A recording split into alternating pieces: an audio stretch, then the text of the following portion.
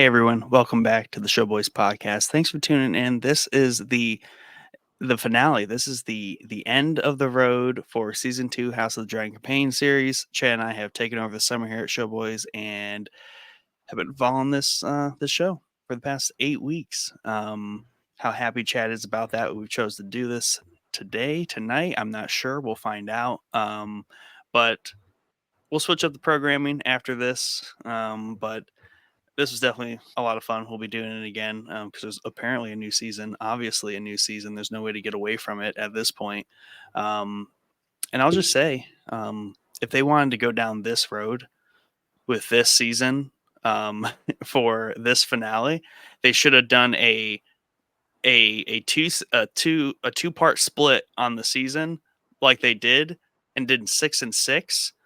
Shorten this up by 2 episodes and then just done it like, I don't know, summer and then winter, or maybe next year, like just guaranteed us a 1 year, like next year gap and then 6 and then 6.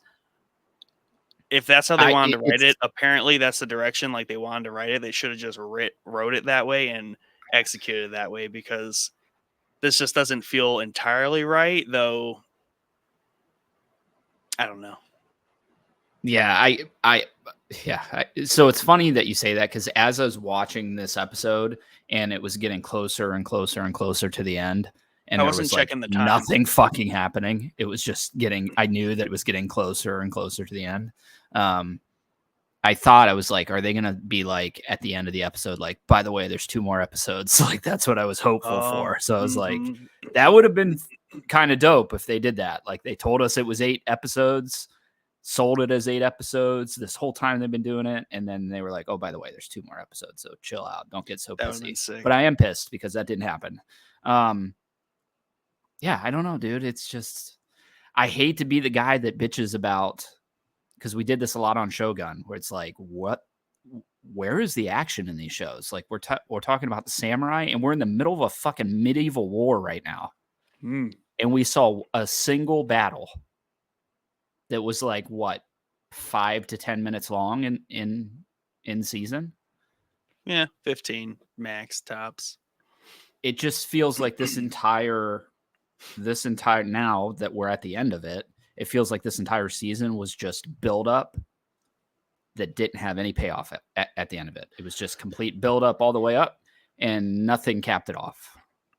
Yeah, no, I'm a big fan of like reoccurring themes and patterns. So I would have been here for, I would have been okay. I don't know. That would have been a hard sale though, to only do 6 episodes this year and then have to wait for, like, do what they exactly did with these 8, but only done 6 and then be like, all right, we'll be back guaranteed 2025.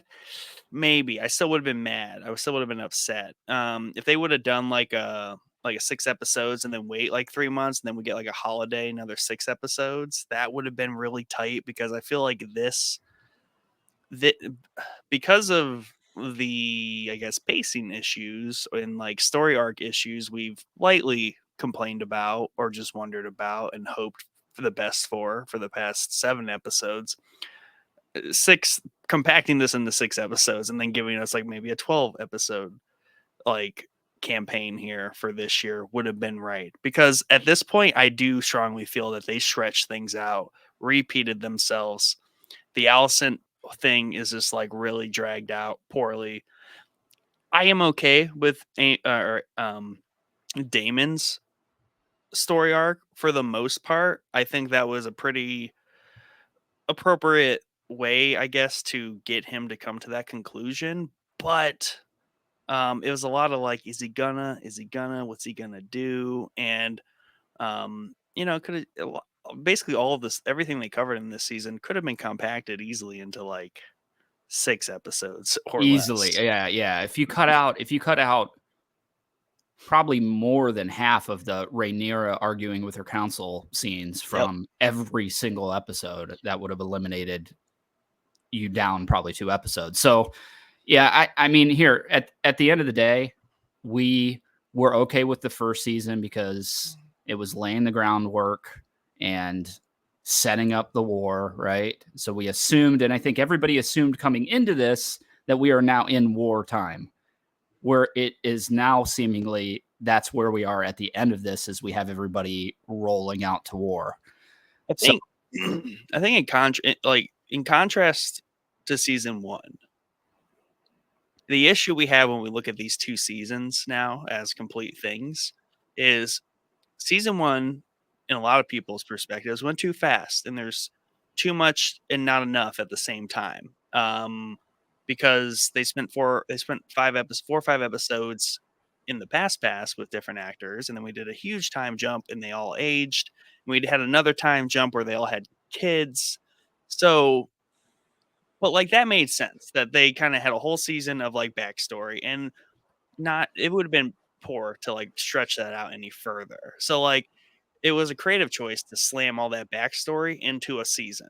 And I think it worked out because the time jumps worked, the different actor changes worked, and that was like part of like the real special sauce to that season.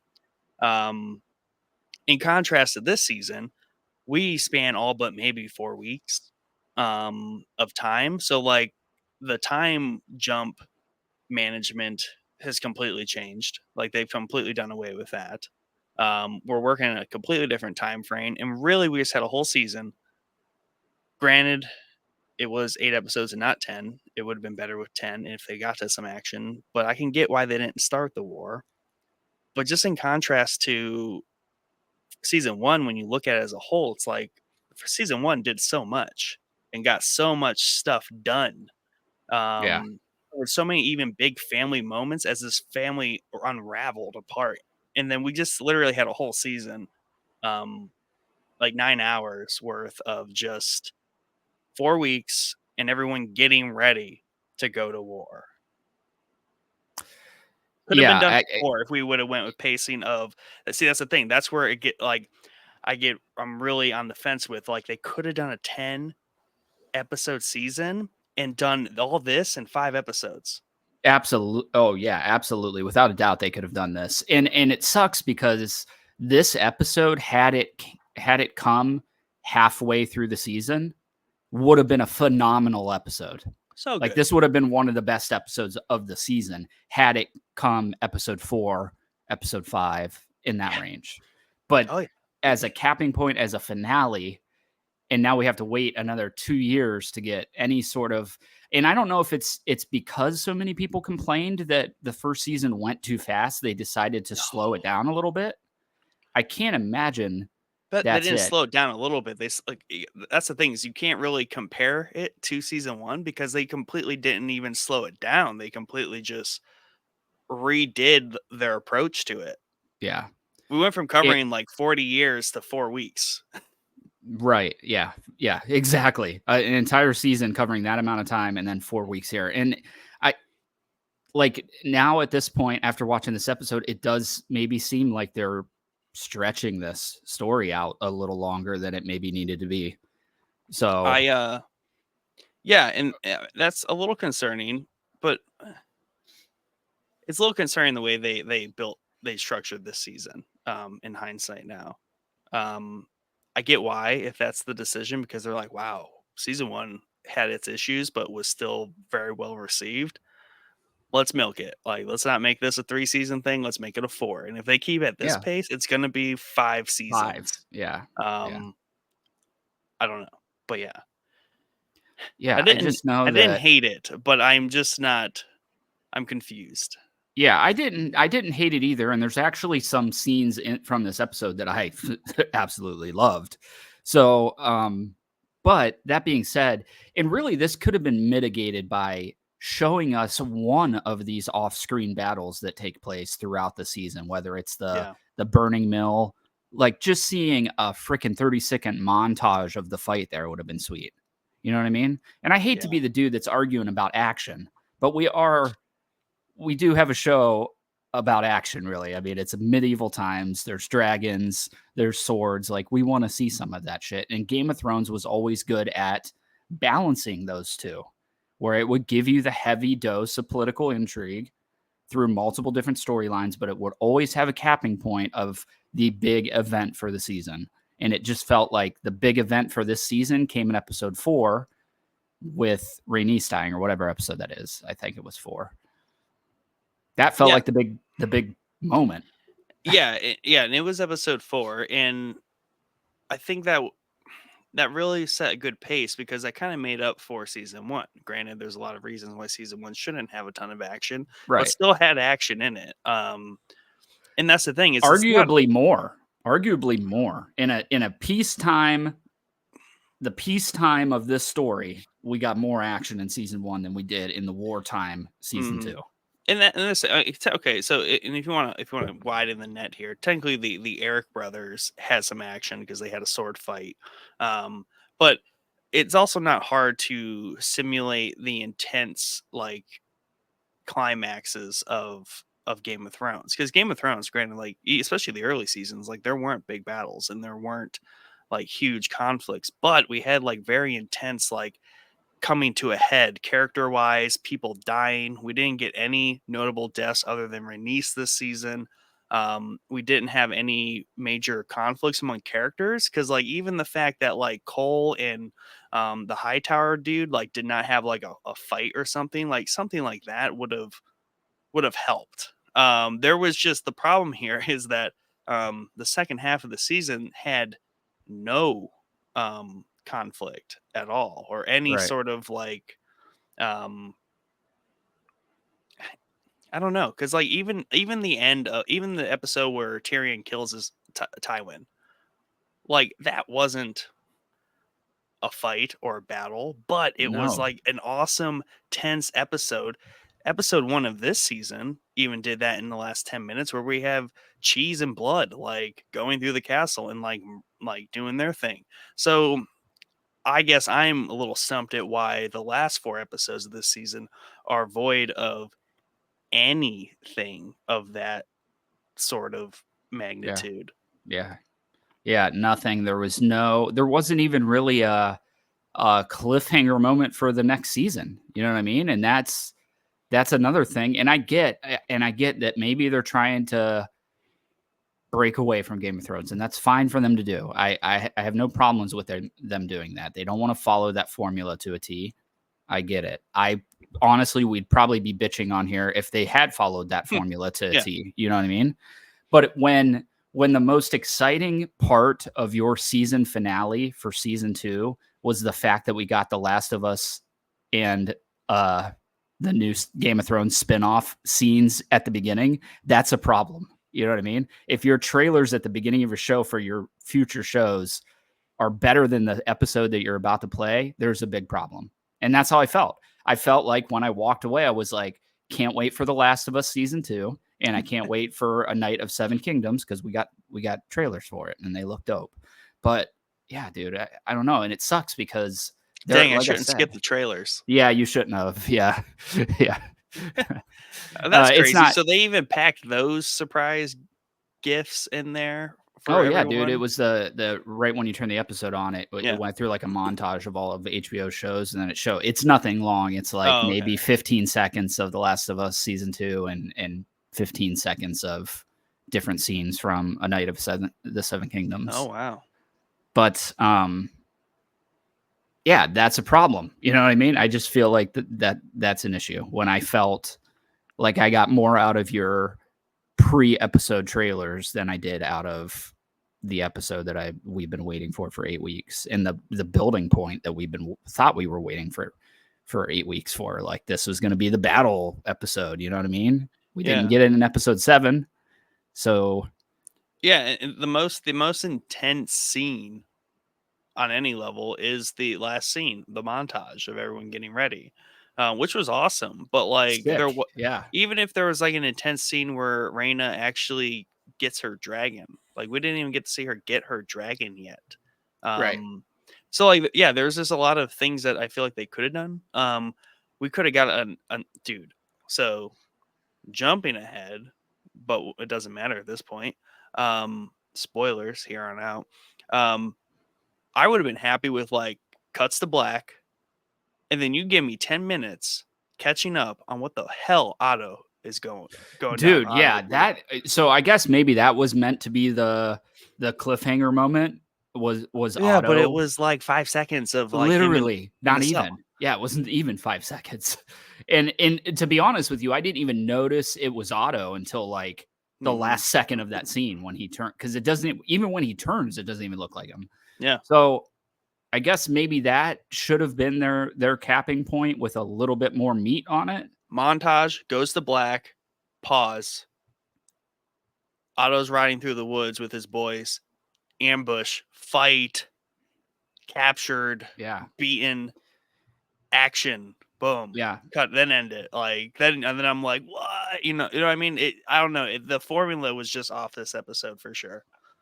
And the other thing is there are like major movements in this episode. Like we have Aegon and whatever the gimp dude's name is. I forget his name every Laris. time. Laris. They're out. They're leaving King's Landing. Otto is, like we said, captured by somebody we don't know who at Must the be the Iron moment. Islands people. Must be, yeah. I don't know. We have Alicent showing up to Rhaenyra trying to barter this scene right here, even though it was fucking beautifully acted. Okay, beautifully acted. One of the best acting moments from both of them. Should have came in episode like 4. You know what I mean? Why she's coming to barter as we're It should have came on in the the last cusp. episode. Like they should have done half the scenes of her wandering in the wilderness in the Kingswood, and then that scene. Like they could Yeah, have they could have had that scene at any point in the last episode. right. Because Yeah, on the only special sauce there is Rhaenyra wakes up out of her bed. She can wake up any night and meet with Alicent in the dark. yeah, yeah, Like it didn't have to happen in the last episode. Um, I don't know. yeah. And then we have, we did get the super dope like future scene with Damon where we see a really Yeah. weird looking White Walker. But I was excited to just see the White Walker, and all the stuff in there. We see Danny in there as well. So the big things happen. Helena, I think now is like a witch. I think that's No, confirmed in some Helena's capacity. like the OG three-eyed raven or something. Not maybe not that, but she is definitely got foresight. Yes, yeah, 100%. We were already kind of sniffing on that through the season because Hmm. she made a prediction last season of something major. She made a prediction this year of something major. So I mean, there were big things that happened in this episode. I just Oh think yeah, the huge. execution was like, Yeah, nah. it just needed a minor 10% adjustment, and it would have been just fine. Yeah, just make up someone dueling. I don't know, Yeah, like, but even though the scene itself at the end where everybody's suiting up and oh everybody's yeah, riding, they're showing the armies, that was awesome because they were going, not only were they showing everything, they were going through all the different songs for the different armies I too. I don't thought know if you Allison caught was that. gonna die. I thought someone's about to murder her Yeah. because that's Yeah. when the montage starts, and like before you realize it's a montage, and I was like, oh, she's about to get like Yeah. capped somehow. Yeah. Uh, that is cool, but it felt kind of shitty because we've been waiting for that moment all season long of them suiting Yeah. up to go out to battle, and it came in the last 3 minutes of the episode. All that to say though, I'm still mega hyped for season 3 because season 3 has to be just insane. Yeah, Because maybe they're putting all of their like maybe like how the last season of Game of Thrones was like half battles. Maybe like that's literally going to be season 3. It has to be at this point the way they set up season 2. yeah, But I agree because I know that there are just a colossal amount of battles in this war specifically. yeah, So, we're gonna have to see him eventually, right? So, it maybe was this a let's save some of our budget for next season. It could have been, I guess, but the dragons, let's not forget, eat up a lot of the budget, right? And we knew this from Game of Thrones. hmm, They didn't even want to do dire wolves and dragons at the same time in Game of Thrones because they were both so expensive. And now we have multiple dragons on the show. yeah, But I don't know. We can get into the episode because there is a lot to talk about. I just had to get that out of the way. That yeah, I'm a little salty. yeah. No, the way I felt at the end of it, I'm like, man, that was good. Man, I wish it was season 3 already. Yeah, I mean, I guess that's a good enough cliffhanger as any. To make it come back. And I guess like again, they're all really good acting in this series, and I guess that's like just kind of what most of Game of Thrones is, and I think we have to kind of remember that A lot of Game of Thrones seasons were a lot of this kind of stuff, but like it was just missing that uh, Tyrion killing his father, like Yeah. 10-minute scene. But That's even when you look at the whole of Game of Thrones, the only season I think that didn't have a big battle scene was season 1. Season 2 had a big battle scene in the Blackwater. Season 3 was something with mm-hmm, Dany. mm-hmm. Season 4 was the wall attack. Season 5 was whatever scene. You know, there were always Yeah, big battle scenes in yeah. every past season 2. And this So one had it. It's just episode 4. it's just episode 4. Yeah, yeah. I guess it's true. I guess I can't fault them. It's just Yeah, changing up the formula, I guess. yeah. Well, we'll get to it. So we do get, and I mean, it looked really cool. We got the basically the red sewing the last episode on the tapestry. So we got like all the new dragons and everything because the end of the tapestry sequence is a bit longer and has way Yes. more very cool looking detail on because like you can spot them. Like there's a bronze one, there's a gold one, there's the black one, Yep. the red one. It looks awesome. Um, so that was fun. But we are kind of tossed all the way across the sea into Essos, where Thailand, um, I like how they called him Tywin. He's like, Yeah. that's not my name. It's Thailand. Who is this Tywin you speak of? But he's meeting with the Triarchy. And we talked about this last episode. That just seemed like the natural direction to go because that was referenced to. And Aemon does what Aemon does. When Aemon says, let's go do something, people go do it. But Thailand isn't like the most excited to go do this. He's really out of his element. He's a little pampered and pompous. And he's barefoot sitting in a tent and there's like sand for the floor and he's just uncomfortable. He's sweating. Yeah. Yeah. It's just he's out of the element. He's not about it. Yeah. Um, So yeah, I was excited for this because I did make a prediction that we were gonna do this. My prediction was a little off. I said Otto was gonna be in that position. Totally forgot that Aemond had told him earlier in the season to handle this barter with the Triarchy. But it's cool to see them, and it's cool because we really don't see anything about them in season 1 outside of right. just watching them get massacred. So it's cool to see how they're set up. I don't even know. Are they like Middle Eastern? Like, what would you even call them? Like, they have like a Middle Eastern vibe going on there. Yeah, they're definitely a collection of kind of like African, Middle Eastern, Near East, right? So I would say like Eastern Mediterranean, Indian Sea, maybe even a little Yeah. Caribbean because they're definitely pirates. So it's like kind of that savory lot for sure. Yeah. And I forget the cities are Mir, Myr, Lis, and Tarash, um, which makes up the Triarchy. Right.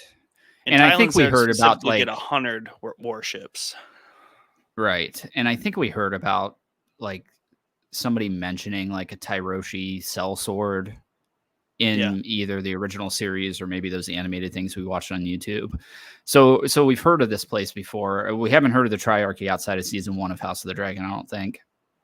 But yeah, I just like their looks, and they do look like, you know, there's some of them that have like blue hair, yeah, blue beards. That there were a couple characters I think from Game of Thrones that should have looked like that. Dario in the books looks like right. that, blue hair, blue beard. So it was cool to see that they're maybe sticking to George's books, the Hmm. description of some of these people a little bit closer. And then yeah, all the scenes in this episode from this whole interaction, they're just fun. You know what I mean? Yeah, yeah, and they said that the showrunner said that at the end of the episode where like they stuck very true to how George would write these characters. A lot of brevity, comic relief, kind of outlandish too, right? Like they are just kind of over the top characters. Um, and Thailand is like the perfect like uncomfortable face the whole time in these scenes. Like Yeah. he's kind of like Allison, where like Allison is just like she has the perfect like annoyed face, and then he has the perfect Yeah. like unsure, uncomfortable I'm sure. face. Yeah. Yeah. Um, Yeah, you can tell he's a snobby Lannister, that's for sure, as he's thrust into this, especially in the mud pit stuff was great. Like, that was so excited when I saw him in the mud because I was like, oh man, like he's hating yeah, this shit for sure. yeah, and and the funny thing is like they're not about it. They have plenty of wealth and power and do what they do. They hate Westeros, but they're like, yeah, you know what? And one, it sounds like you need us more than we need you. Like we don't really care if we can trade with King's Landing or not. That's not really a big deal to us. Where they're like, you know what, hey, give us the stepstones and deal. Which completely undoes the whole entire conflict from season one, which would be kind of a loss to the crown. Tylan makes this clear. It's like, yeah, I don't know about that. That seems iffy. And Well, I like the economic discussion here where he's like, you guys are gonna tax the crap out of stuff, prices are going to go up on normal goods, and they're like, hey, easy, we're just gonna tax some stuff. yeah. Well, if you remember back in season one, the only one that really seemed overly concerned about the stepstones was Corlys. And I think Yes. it was because that's like his roots go up through there, right? Yep. Yeah. So so he's not on the green side, so I don't think that it will really hinder them too terribly, right? Because nobody No, yeah. else really seemed to be too Well, concerned about it at the time when they had been taken by the Triarchy. yeah. I mean, it's just gonna be it'll be it's an interesting deal to make. Because really it's a promise from one side if that side wins to get the stepstones. But obviously they might be able to take them easier. But there's an additional condition is like we will do this as the triarchy, but um, the fleet isn't going to really sail with you unless Sharako, the leader, the well-respected kind of admiral, um, likes you and like approves of you. You kind of got to earn their trust. So this is the kind of like over the top um, character of this episode, which is a brand new character, really fun character. Walks in, kind of borderline like, is it a man? Is it a woman? Like, what is he up to at all? And like slowly as we get through these scenes, it's great how they peel back the layers to this character and all the way to the end, which is my favorite part, where she's like, I want you to like have basically have babies with you. And he's like me with you? She's like, no, my wives. And I'm like, dude, this is so Yeah, awesome. Like, yeah. this is So yeah, hilarious. yeah, it was great. Yeah, it was Like great. Thailand is so uncomfortable. I want to know Yeah, if he did all the deeds. Because what, she had like 12 wives or something? I forget. Did she yeah, even yeah. say It a was number? some absurd number. Yeah, it was some Oh, it absurd was number. great. Yeah, yeah. She is great. And I think that, and maybe I'm remembering this, but I think they even said you have to talk to our commander and he has to like you. And then she Yeah. showed up. Yeah. So yeah, I don't know, man. I loved everything about that character. I'm not gonna lie, and her freaking just flat out being like, "I want to have your babies. I want to have babies Yeah. with you." At the end, it was hilarious, dude. So I'm excited to see more of her. I'm sure we're gonna see more of her. She's got a big part, at least in the coming episodes for season 3, as they strike this deal up. And the Triarchy is just like a fun band of pirates, and that's something we don't ever really see too much in this Mm-hmm. world. It's usually, we have our little groups of uh, what do they call it? Merry men, like from the original Game of Thrones, like the Brotherhood were like the group of merry men, but Yeah. Yeah. this is totally different, and I'm excited to see it. And I hope we get some dope sea battles out of this because that was something that was heavily lacking and always super awesome when it happened in Game of Thrones, were any of the sea battles. So Yeah. And I think it was in the montage, but like when Thailand walks to the front of the ship and all the ships are sailing, and then um she walks up next to him, and it just reminded me of the season finale when Daenerys is sailing across yes, the sea. And I guess yep, it was like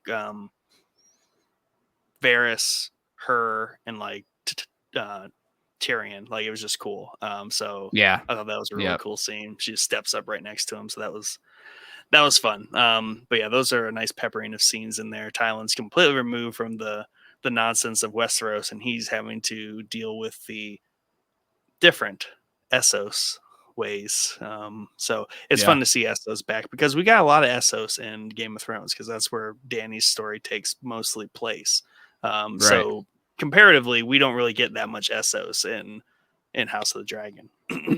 No, I was actually the one thing that I was a little shocked. We did kind of break out a little bit this season into new locations, right? Very We have much so, various yeah. locations. So I was excited to see that because it's time to start breaking it up because this is a huge world and we could be anywhere in it, right? And there are a lot of moving parts going on currently. So hopefully we see more of Essos. I'd love to see locations maybe we didn't see in Game of Thrones, and I think we have seen a few. Oh yeah. Specifically and really even in this episode, even though it was like a literal 2-second scene, they couldn't even show us any fucking dragon fire in this episode, which is so annoying. But Aegon, the or not Aegon, the city that Aemon like torches at the Sharp beginning of the point. episode, Yeah, yeah. Sharp Point. Never even heard of that one. Have you? Yeah, no. So that's what we're going to talk about next. So yeah, the town of Sharp Point, which is one of the dudes. I believe he's the one that was always sitting and grunting to Rhaenyra about everything. Not the one that goes to Harrenhal, the other one. That was his spot. And Sharp Point is at the top of the peninsula, like on the bay, closest to Driftmark and Dragonstone. Okay.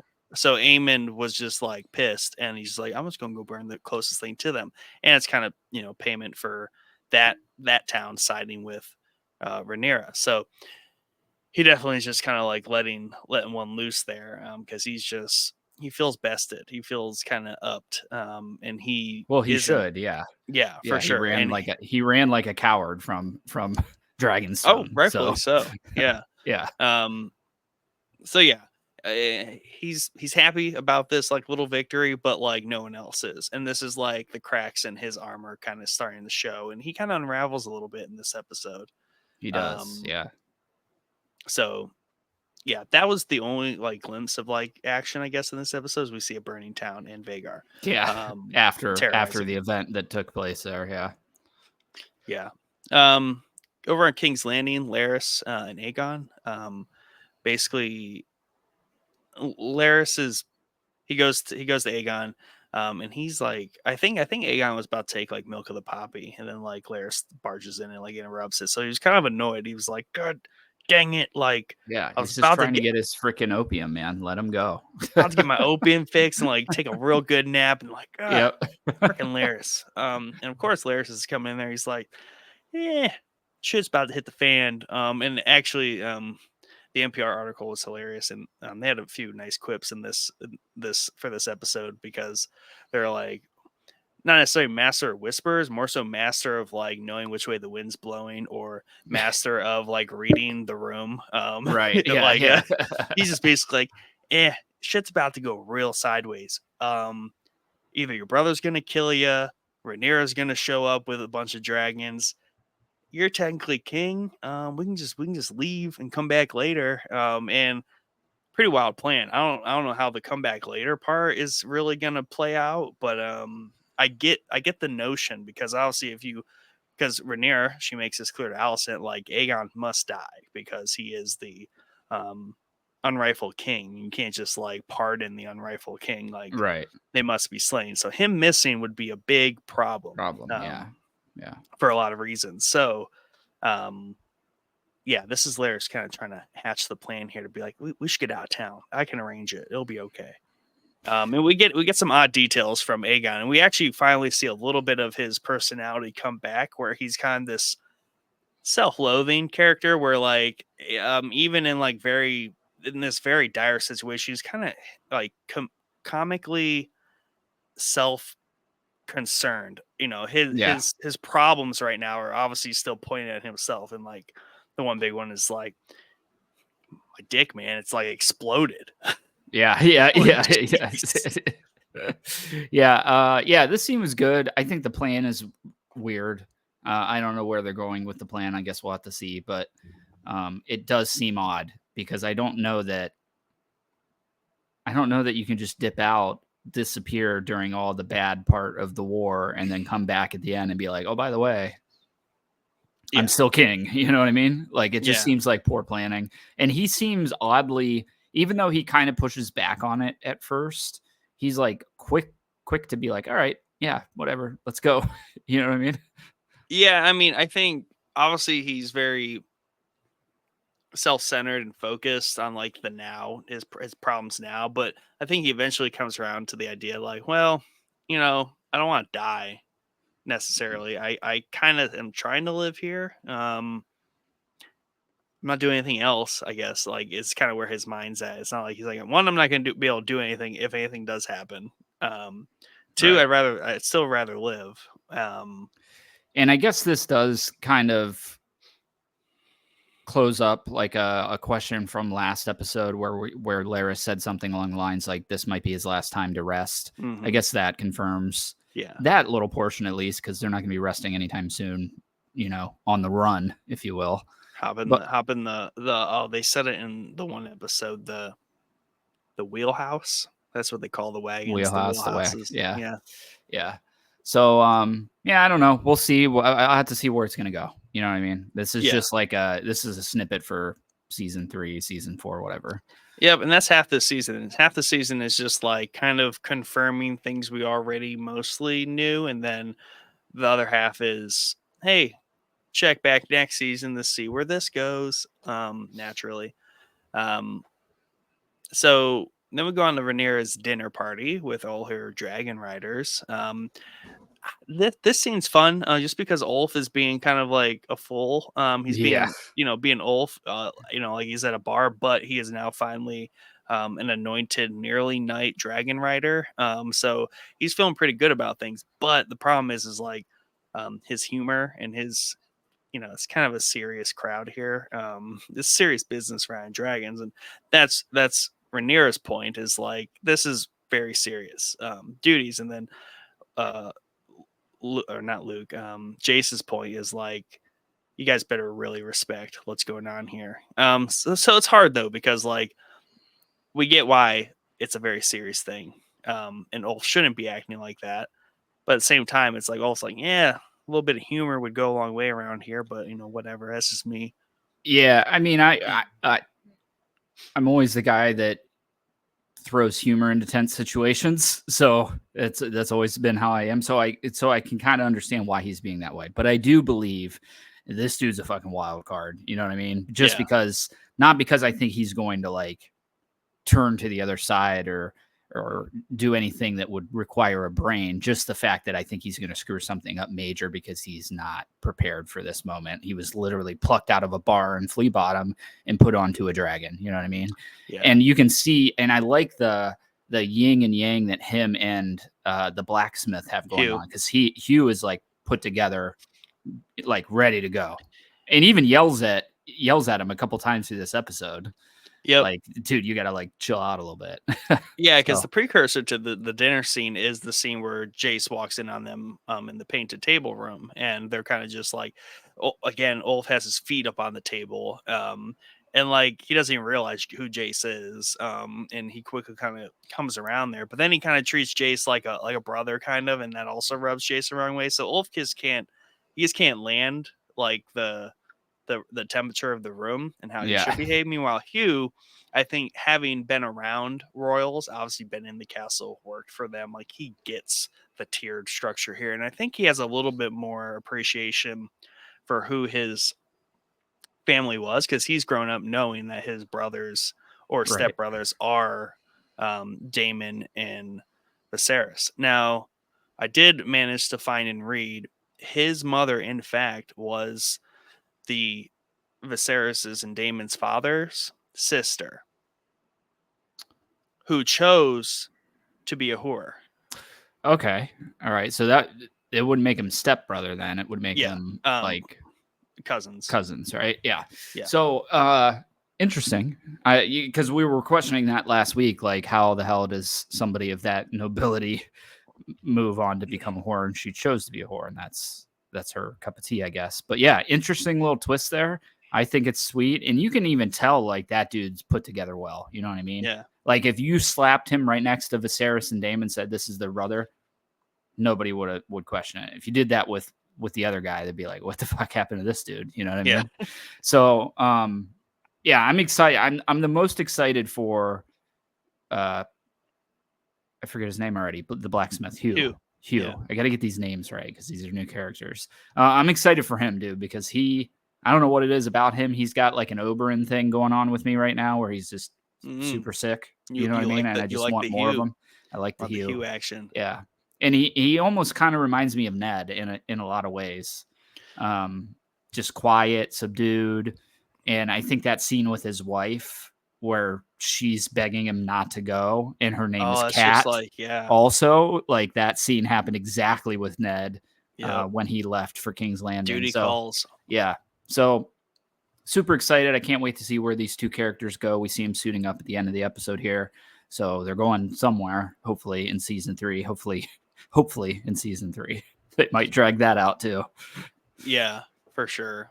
He's great, and he's got an awesome dragon, Vermithor. Oh, Like, just yeah. second biggest. He's kind of gotta have his head on his shoulders. So, and where Silverwing's a little bit wild, in my opinion. Like, that's a badass, like, hot rod dragon, and like Ulf. Yeah, it fits him perfectly. It fits both of them perfectly. Yeah, Ulf's the bar regular that randomly won the lottery and now has a sports car. Yeah, yeah.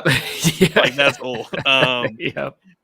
Yep. He was the working guy that occasionally visits the bar, and now he drives like the company like truck that Yeah. has all the tools in it. And he's like, "Hey, this is serious business. Yep. Stop by for a drink." I went back and watched the end of, or maybe it was actually, yeah, it was the preview from last episode at the beginning of this one. That dragon's big, dude. Like, it's not Vagar big. Don't get me wrong. No. That Vagar's massive, but it is huge if you Oh, look at it in that scene from the last scene from when he's sitting on the cliff there. Oh, You can he's just big. tell by how small Hugh is on the back of him. You know what I mean? He's So he's a big boy and far more, and we said this last episode, I think far more ferocious. And I think even Rhaenyra says that last episode, Yeah. like far more terrifying. And I think been that's around true. though. Yeah. I think that dragon's like about 100 years old. The rest are like 60 to like 90 years old, but like Vermithor is, I think, either like upper 90s or low 100. Yeah, that makes sense because I think the older they get, the bigger they get, right? So that's Yep, why yeah. Vagar's the biggest because he's been around. He's the oldest. Yeah. But yeah, it is exciting that they have. If you look at the black side right now, and I think Damien even says it in this episode, they have like 7 dragons. I think he Correct. says They have 7. I was like trying About to to have think in my 8. head. I'm like, how the hell? Yep. Like I didn't realize we went that high up in numbers on dragons. Well, that's what I was texting you. I think like episode 5 or 6. Basically, actually no, the episode 5. After 4, when Rhaenys dies, I'm like, well, still technically, like, Rhaenys wasn't the big loss there. The fact that we lost Aegon on Cyrax is really the big loss for Team Green, because now they literally only have Daemon or Aemond in Vagar, because in this episode proves out the whole Helena isn't about to do it, ride her dragon, even though her dragon is known to be like a badass. Right. Luckily, though, they do have a +1 from their youngest brother out of Old Town. Was that dragon at the end? The like blue and red one? Okay. Yeah. I was like, I couldn't remember if that was Damon's older daughter's dragon. This is Daron. Okay, that dragon's sick looking. Yeah. And super agile by the looks of it. So right. And I love, we talked about, I love how we have like separate classes for the dragons. Like we have the tank and we have the speedy one, and we have, so that's always super cool. But yeah, 7 dragons versus really 2. But most. So after Rhaenys dies, like that's not really the biggest deal, because you still have obviously Rhaenyra, Jace, Bela, like just at Dragonstone alone, right? And then we still have Caraxes on Daemon, and that's 4.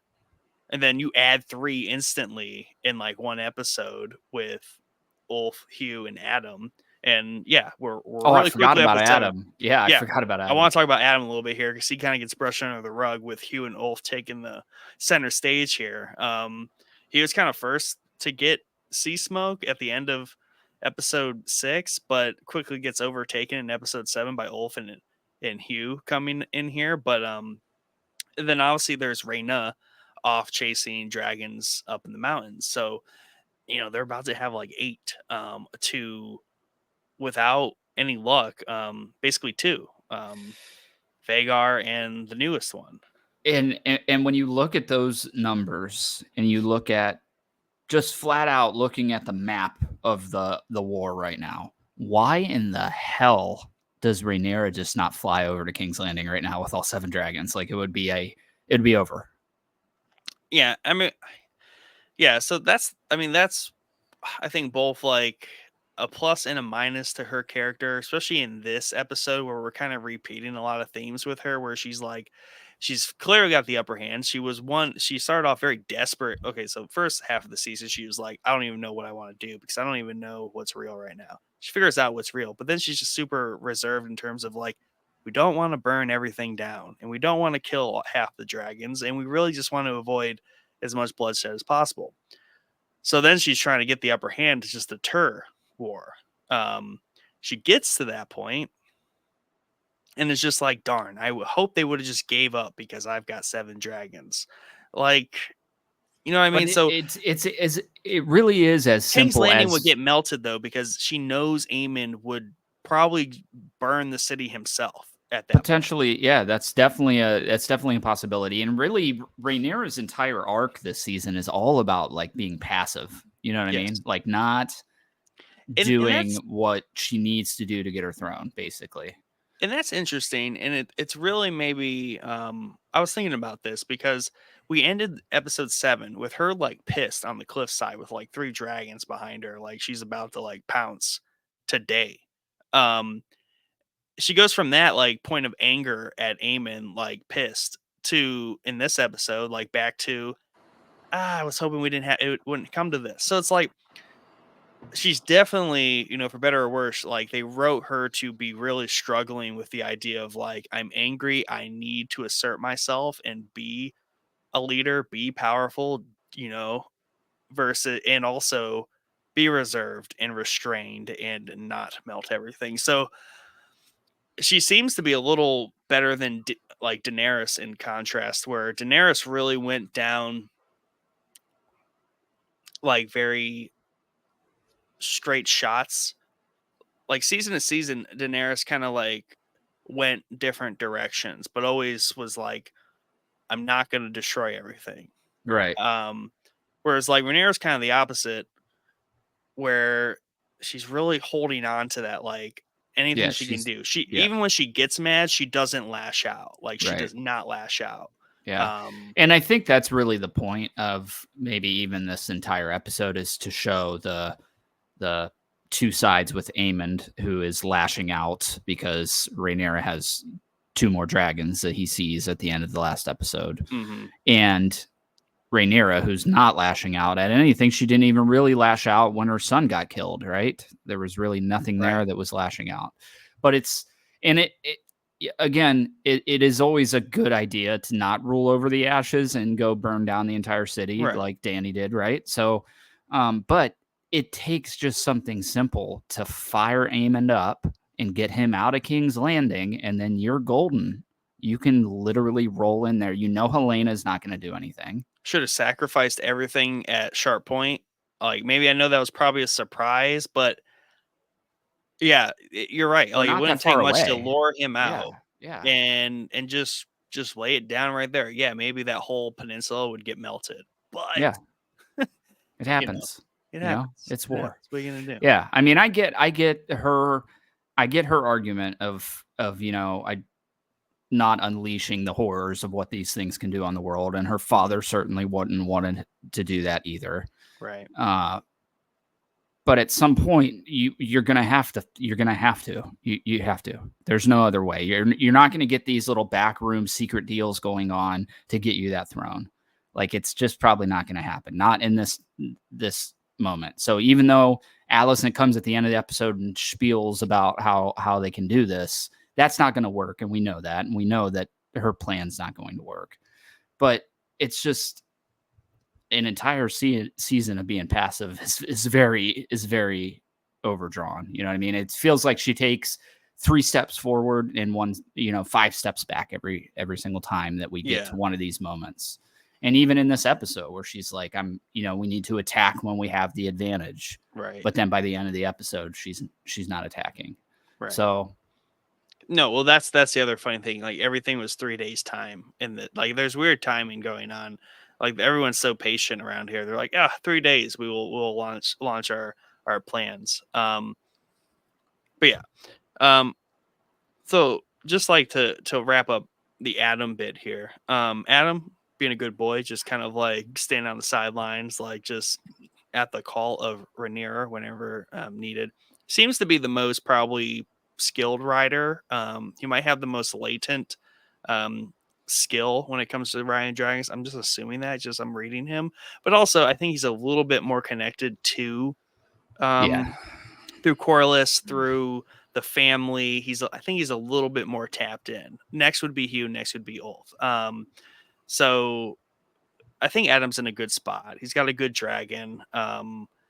And we do have a scene where Rhaenyra goes talks to Corliss. Again, NPR, very funny. They're like, hopefully this is the last time we use the dock at Driftmark scene set. yeah, yeah, Hopefully this is the yeah. last time we see it because honestly, we've seen this one like every other Multiple. episode. Yeah, yeah. Um, and it's getting kind of tiring. But we did get some good scenes here at this episode. But she is trying to like pry a little bit of information about Adam from Corliss. Corliss straight up denies it, or doesn't deny. He just doesn't give anything away. He's just like, I don't really know who he is, but he's seems like a good guy. Yada yada. So I think that's interesting. He's still keeping that from her entirely, probably because he knows she would behave differently, treat him differently if that were the case. So it's interesting. Adam gets that treatment, but Alan, he is trying to more directly be like, "Hey, man, like you can be the guy." Yeah, I'll be honest, man. That's probably one of my favorite scenes of this episode, even though it is a overused little set there that Yeah, we've been on multiple times. Yeah, Alan's acting here is, Bayek. yeah, so phenomenal, dude. It comes out too. You can hear it. It's great, and he's right. You know what I mean? Like now, after all these years, he wants to try and give this guy something after he basically left him to starve as a child, probably in the streets of Flea Bottom. Literally Uh, watching him parade his sons and family through. yeah, Yeah, and it's we thought like who's going to be the Driftmark heir, right? I don't think it's going to be him unless he is heavily coerced in some way because he has no interest. And he even says in this episode, like, I will return when we're done here. I will return exactly where I started. Like, I don't want anything else. I want to go right back to where I started.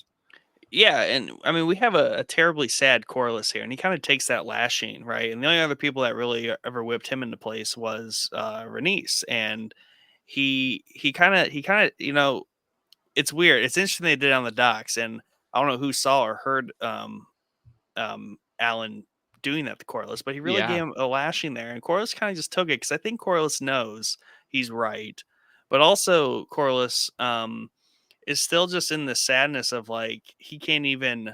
He has family left, but they're his two ignored bastards that are kind of just like pushing it back on him. It's like, yeah, you weren't there for us, so like you don't get to really push any of these benefits or anything onto us after all this. Like we have made our own way.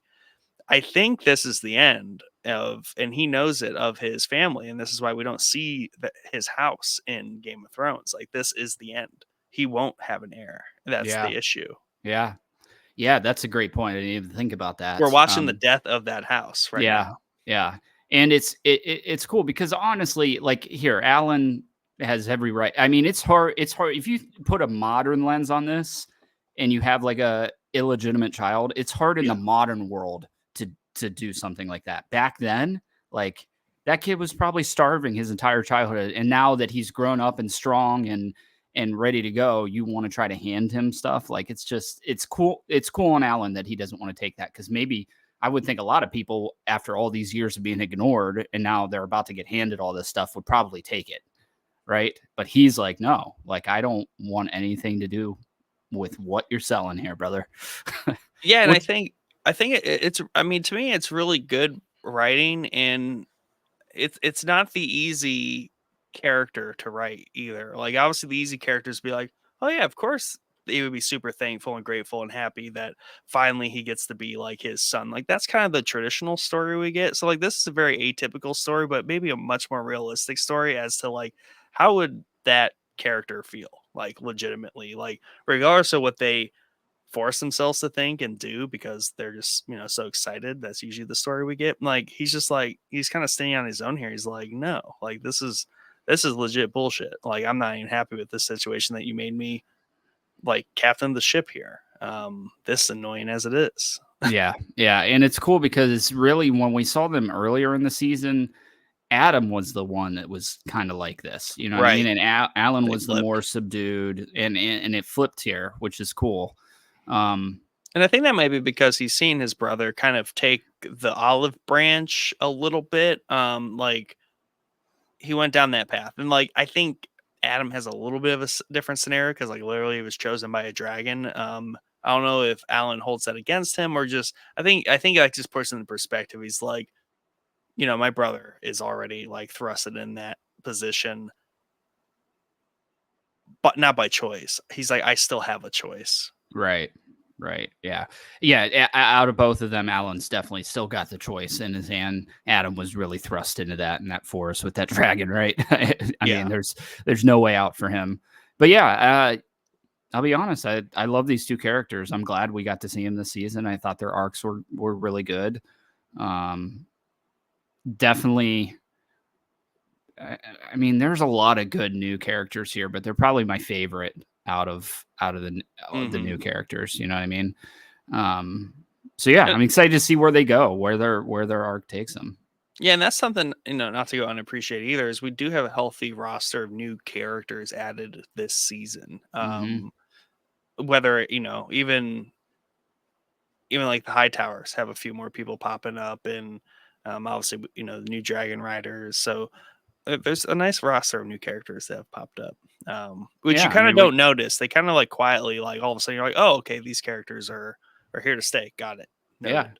yeah. I mean, we added a couple big characters in the brothers. I assume are going to be big characters. Some minor, really good characters in the two new Dragon Riders that we picked up from Flea Bottom. Hmm. Uh, yeah, so everything that they've and the Triarchy lady this episode, the witch in Damon's story. I mean, there's really good characters that we added throughout the season. It's just I needed maybe a little bit Yeah. less build up. Speaking of Alice Rivers, she's just awkwardly sitting on Damon's bed in the middle of the night in this scene. And he's just very nonchalantly like, "Do you ever sleep, woman?" Luckily, there's no awkward sexual tension between these two, but there totally is a little bit. Hmm. Um, she's like, "I'm gonna go out to the Godswood there." He just kind of knows. So he's like, "All right, here we go. I'm gonna follow you. I'm just in it right now." So they go out there in the middle of the night, and she's basically, we see this weird like goat man thing, really freaky, and like Damon Yeah. sees it for a split second, and like he's unbothered by it, but he's like, yeah, it's about to get weird again. Yeah. Yeah. I love his reactions to all this. So she He's basically, so adjusted to it at this point, dude. He's been yeah, tripping balls in this castle for an entire season. So yeah, and he notes it later to what's his face, where he's like, this place will just really screw up your head, man. yeah, Don't worry about it. yeah, He's like, it'll put you in a good headspace, though. Don't worry yeah, about it. It really brings out the truth in things. So yeah, she kind of like finally comes to the summit of like, you are ready. It is time. Do you want to know like what the deal is here for the past all season? And he's like, yeah, sure, let's do the thing. Here, touch this tree, full of bloody sap.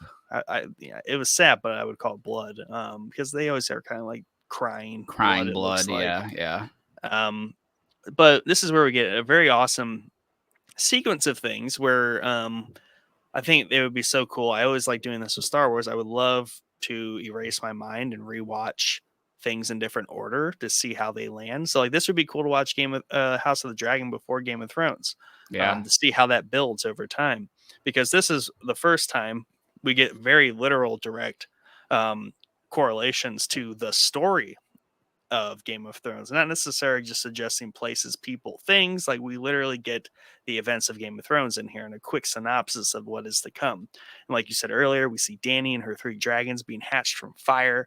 We see White Walkers.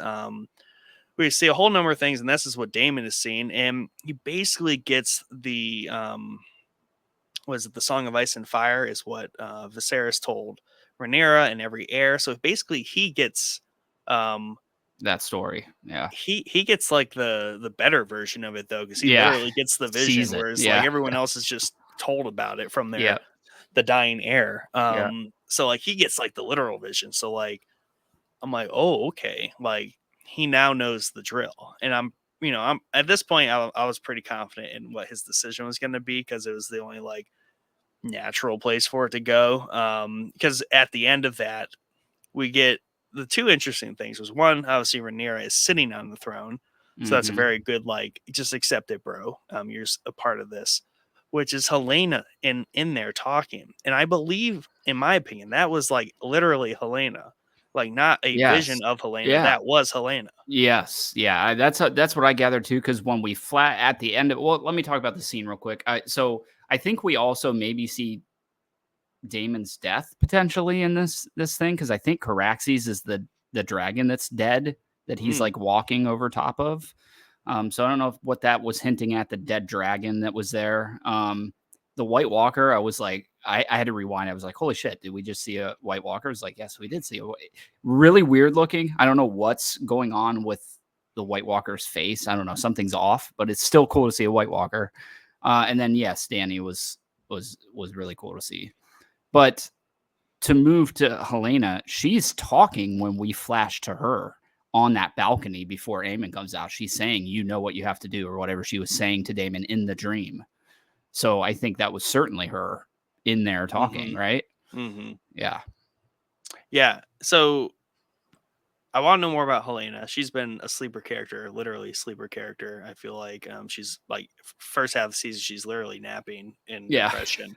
Yeah. Um, but she's really kind of awoken here with Aegon, I think, nearly dying, and maybe like these encounters with her situation. Like I don't know, she's real interesting because she doesn't. To me, she didn't. She doesn't seem aware of it, but now for some reason she is aware of it. So I feel like there are things off camera we did not get to see, just like Otto here, where something's going on with Helena that needs a little bit more explanation. Could have used a couple extra scenes here. I don't know, or they just keep it under wraps. But Yeah. I think that she's a different Helena than she was like in episode 4. she definitely is. She definitely is, but she's always been weird. She's always been predicting shit randomly. So I think that she's off camera knows that she can do all this stuff. I think that's clear. And she even says she calls Aemond out for trying to Yes. kill Aegon and is like, I saw it. So I don't even bother trying to Yeah. say that you didn't do it. I mean, I literally saw it happen. So it was cool. This is cool. This is something we were sniffing out the entire season long. Like I thought she might be a witch of some sort, just because one prediction is like, okay, maybe she just guessed. Two of them, yeah, I think we're onto something, and now it's confirmed. I think here that she is something. I don't know if we want to call her a witch yet, but she's definitely got some sort of power going on. Yeah, and it explains, even in episode 1, it explains her decision to actually have them kill the heir, and like it explains her understanding of the situation. Like, Like she already knew it was coming. yeah, she was Yeah, mostly just traumatized as a person of the events, which is natural to be, but she was not confused like a normal person would be about why that happened. She yeah, definitely knows why things are happening. yeah, Um, so she's pretty privy to all that. So like, yeah, I think she was literally talking to Damon right there. yeah. So do I. And I don't know if she is Alice Rivers and Helena are the same thing. They're like some sort of three-eyed raven. I did see somewhere, I don't know if it's real, but someone was just, they just put the 3 photos together, and it's like the three-eyed raven from Game of Thrones is like the great grandchild of Rhaenyra and Daemon. because he has white hair. You know what? So I do remember maybe hearing something about that three-eyed raven was a Targaryen in Game of Yep. Thrones. Same way the Maester on the wall was a Tigerian. Like they're all out there, but it's just like they went off and did different things. Yeah, because I think that there was like a theory that Dark Sister, which I think is Daemon's sword, Valerian steel sword, was Mm-hmm. going to be in that cave in Game of Thrones, which I obviously didn't end up happening. Oh, But so yeah, I do remember hearing that. We also see a three-eyed raven in that yep. like scene. We see the actual raven, and then I don't know if it's the younger version of the one we see in Game of Thrones, because the one we see in Game of Thrones is very, very old, right? Correct. Yep. So I don't know if that's a younger one. We do know that there were different three-eyed ravens Yep. throughout the years, so it could have been a different one as well. But yeah, it's definitely a much younger version of a three-eyed raven. Yeah, and I think it makes sense too. And obviously, if we read the books, we'd probably know. But I feel like after this war, the Targaryens are going to be a little bit more privy to like, um, they're going to slip into the background because I think Daemon having this vision and becoming more aware of like the future and like the whole purpose of the Targaryens is like this is like a cleansing moment where they realize that for them to do the most good to stop all this, at least in their current trajectory, is like we just have to try different things. So like that's why I think probably um why the Maester on the wall did what he did. He's like, I could probably do more good than dying just, over senseless wars of the Targaryens. And I'll just go be a Maester at the wall because I can probably do a lot of good defending the realm from there. And I think this Yeah. is where we'll see the Targaryens start to do other things than just the literal "we must rule to save the realm." Yeah, and it's cool to see it pick up so early. You know what I mean? Because really, at the end of the day, these two are not going to be fighting the war that they're seeing in this vision, right? We Nope. know that. We know it's 170 something years from this current point, but they do have a major role to play in building to that point Yes. and keeping the Targaryens a thing and keeping the dragons a thing, which is going to be a good parallel between trying to keep the power up so we can fight this when it eventually comes, and this war, which I'm pretty sure takes out all the dragons in the realm at the time. Hmm. And this is where the dragons end. So yeah, I'm excited to see the parallels that we're going to be playing with here. I just hope it doesn't turn into more passiveness where we're like, we can't do this because we got this, we got to save the dragons. Like Right. we know where the story's going. We know what happens to the dragons when we get to Game of Thrones season 1. There are no more dragons, right? So um I just hope that that's not the path that we're taking with it. But it is cool that we're building, because I know a lot of people, including myself, felt a little let down by the White Walker story in Game of Thrones as a whole, Right. right? It kind of fizzled out quickly. So if we can build some background story here a little bit more and maybe explain some of the things that weren't explained at the end of season 8, um, that would be sweet. I don't know. We're gonna get that. I didn't think we were gonna get any White Walker shit in this show, if I'm being completely honest with you. And we did hear a story in the season 1. We do see the dagger that kills the Night King in season 1. We still see We it now. we still see it now, Aemon and has it. we're now seeing a White Walker in a vision here, which is super cool. So who knows? They could go back and explain some of the shit that wasn't explained through these visions of the future. Yeah, and I like that we see the red comet, and I completely forgot like that's part of the prophecy of Daenerys, and I like just how this puts that lens over it because you kind of don't grasp that because it happens so early in Game of Thrones Yeah. before you really understand what's going on. So Hmm. it really frames it to be like this is Danny is a literal prophecy being fulfilled under the red comet. 3 literal dragons born from like dormant eggs, right? Yada yada. She survives the fire. This goes back to our conversation earlier in the season where Targaryens aren't immune to fire like Danny is. Danny is literally like a prophecy being fulfilled. That's why she Right. literally can just not be burned.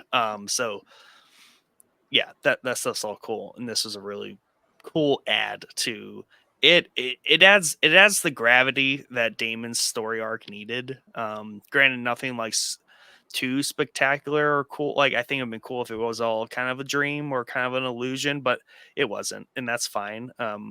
I do like that they added the gravity and tying him and his um, revelation Yeah. with all that underpinned. I thought that was very good. Yeah, it definitely pulled that story together for me more than it was. And I agree with you. I kind of think it would have been sweeter if none of that shit was actually happening at Harrenhal. That would have been a really cool twist.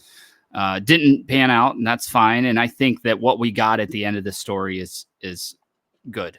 You know what I mean? I like the path that we took. This everything that happens here, even when Rhaenyra shows up, like all of that stuff is really, really good.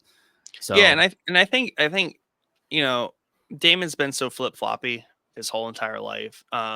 So like I think while it would have been like fine for him just to be like, you know what, I'm down with it, because he did leave in season 1 and went to Essos and like gave up on it. So like he could have just been like, you know what, I'm done with it. I'm with you, Rhaenyra. But instead, they added like this. They didn't add it. It's in the books, obviously, but there is this whole arc as to how he finally sheds that issue he's had about the obsession over the crown.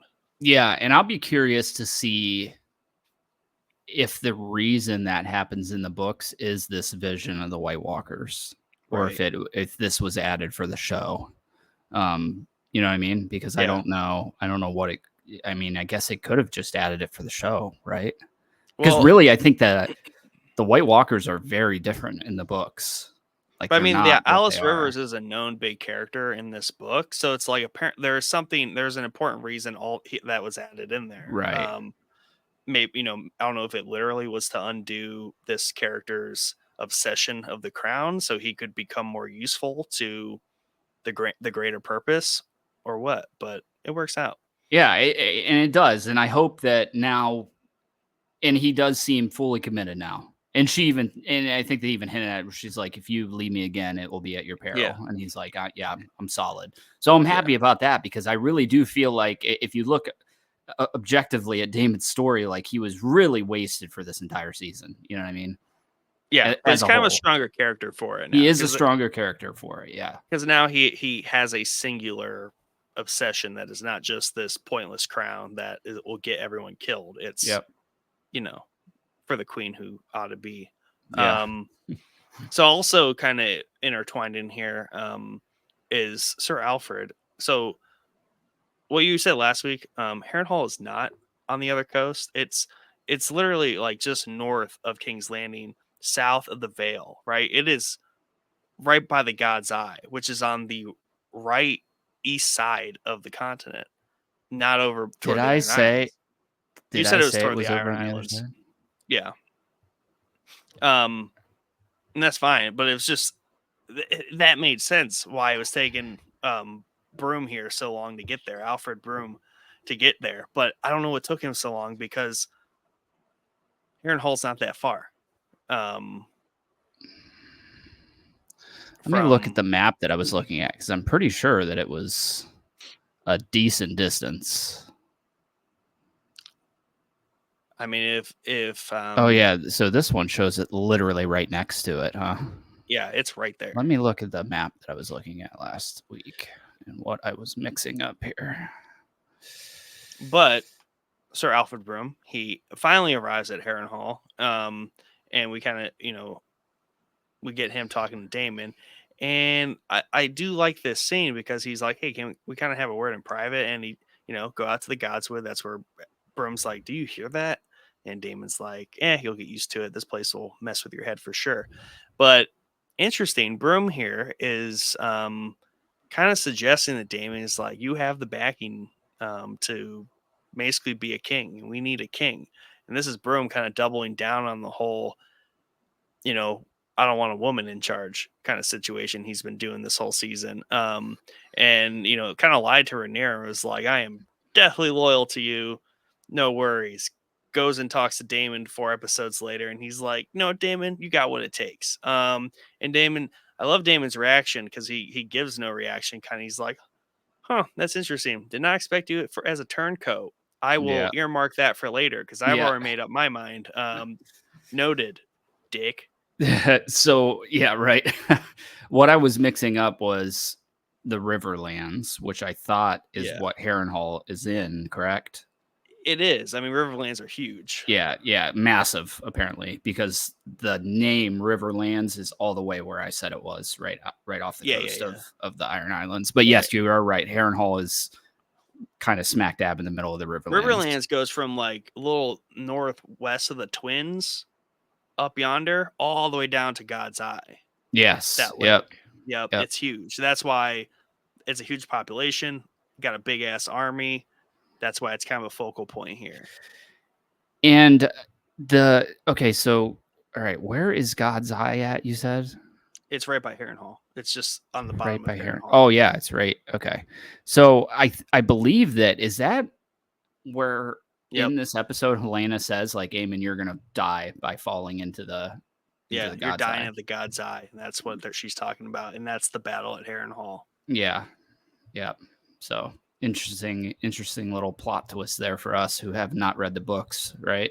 Yeah, Um, and that adds, and to me that just adds layers to like what Helena's talking about, and like what Damon's action or Aemon's actions are going to be, because like Aemon's gun ho on going to Harrenhal and just like wrecking shop, because that's what the scene is where he barges in. Allison was like kind of went to Helena and was like, yeah, we should get out of here, kind of thing, pulling a Laris, and yeah,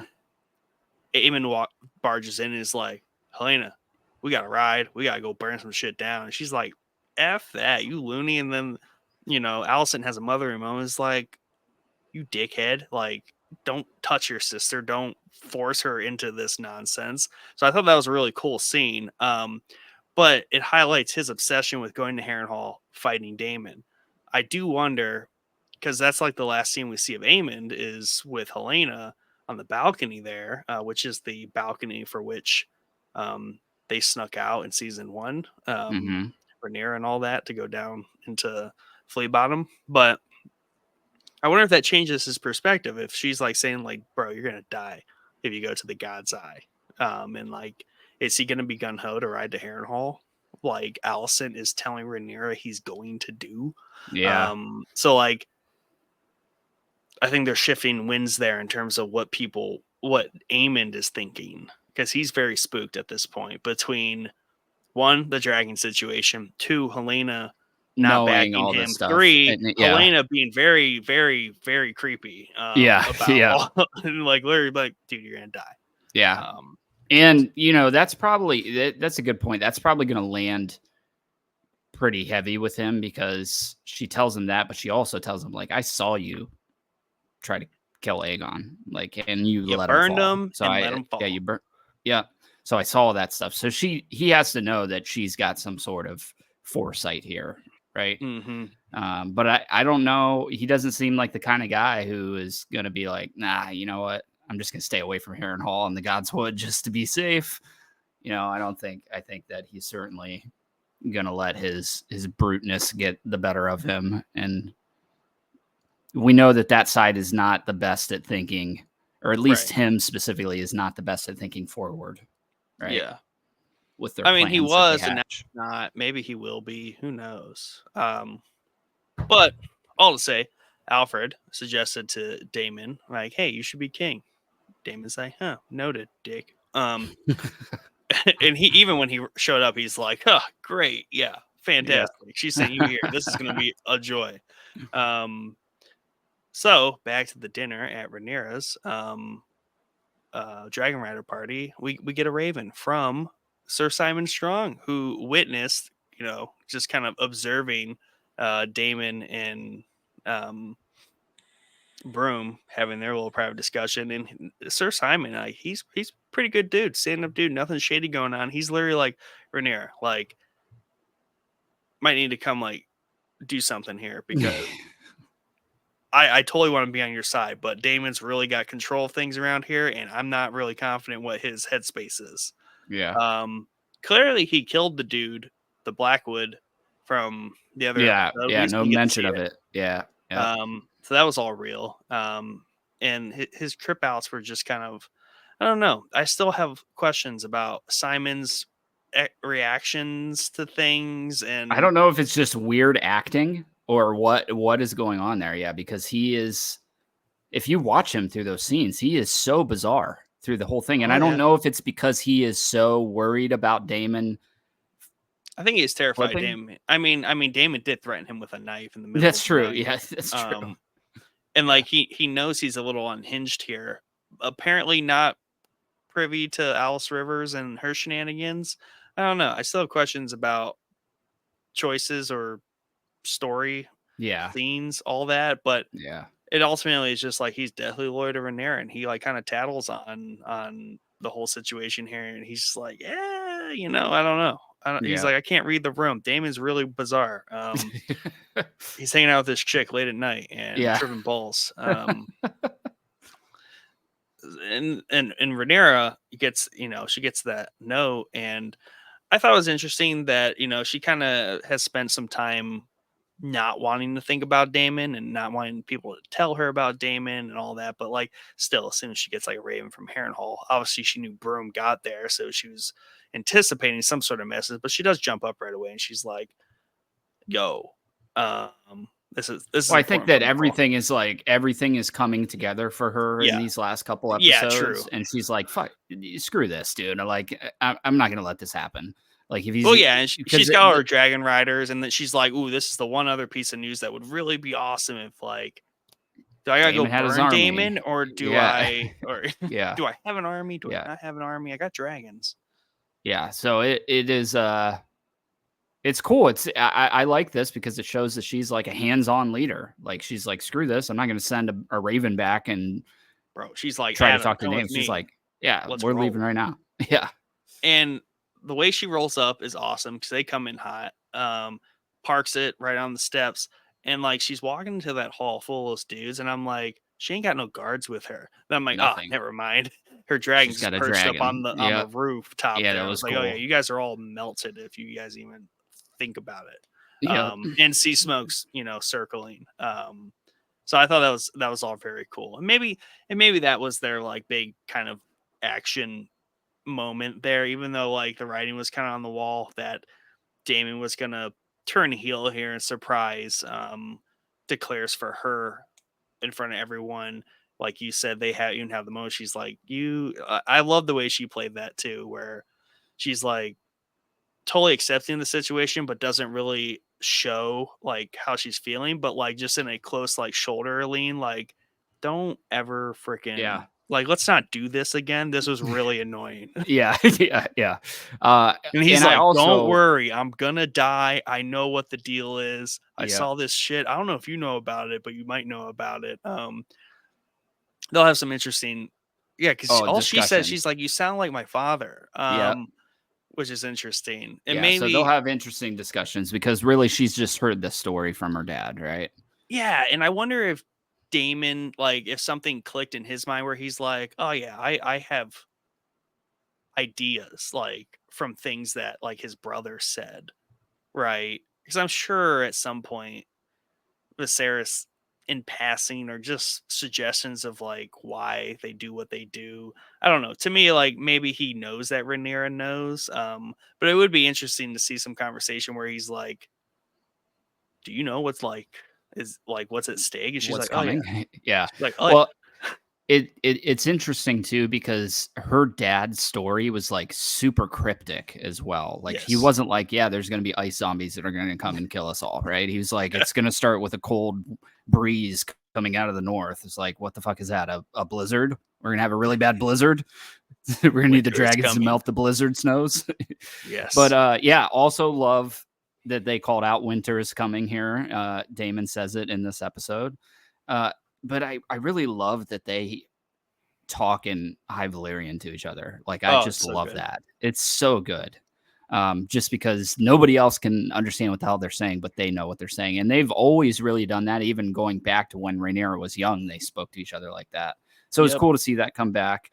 But yeah, It's I'm great to be able to excited have for that A the B conversation and everyone can just see each other out without going anywhere. It's like, y'all just pause. We're going to have this conversation and then we'll get back to yeah. everyone else. Yeah, yeah. Everybody's just standing there like, what the hell are these two saying? Yeah. Yeah. I mean, I'm curious to see what the conversations between them are going to be now that Damon has actually seen what is coming, not just heard a super cryptic story from his brother about it. Yeah. Yeah. So I hope, I'll complain about this season, but we need a couple episodes of dialogue next season, like to start Yeah. with. Just Yeah. because honestly, I mean, there are still dialogue questions I have that I feel like there's conversation characters need to have from this episode alone, to just wrap things up a little bit. I Yeah. hope I that agree. these And two definitely talk about this subject matter yeah. more. Yeah. Hopefully.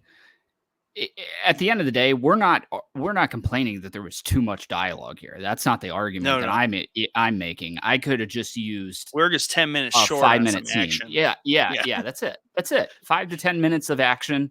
That's about it. Because we, hour and a half yeah, episode. yeah, yes. And then Could have made those it an that, hour 35. yeah.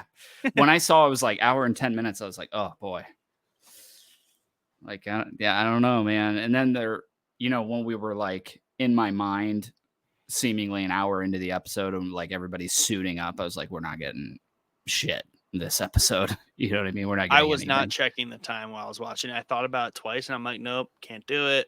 Yeah, I didn't. I never do, but I do keep it like an internal clock to Yeah, be like, okay, like we're yeah. getting close here. But yeah, that's not the argument. Give me all the dialogue. I love the political Oh yeah, intrigue stuff. I love all this stuff.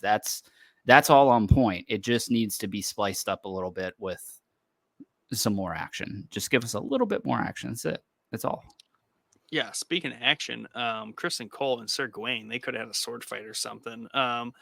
And Sir Gawain here, they're on the road from King's Landing to Harrenhal very slowly. Apparently, it's a very long road to I get guess there. so. Yeah. Granted, we do see the Starks have taken all season to even walk to the twins. So yeah, it takes time to travel around Westeros. Apparently, you wouldn't have learned that from Game of Thrones if you watch Game of Well, we're Thrones. zipping all around there. Yeah. Yeah, so they take their time travel very seriously in House of the Dragon. Yeah.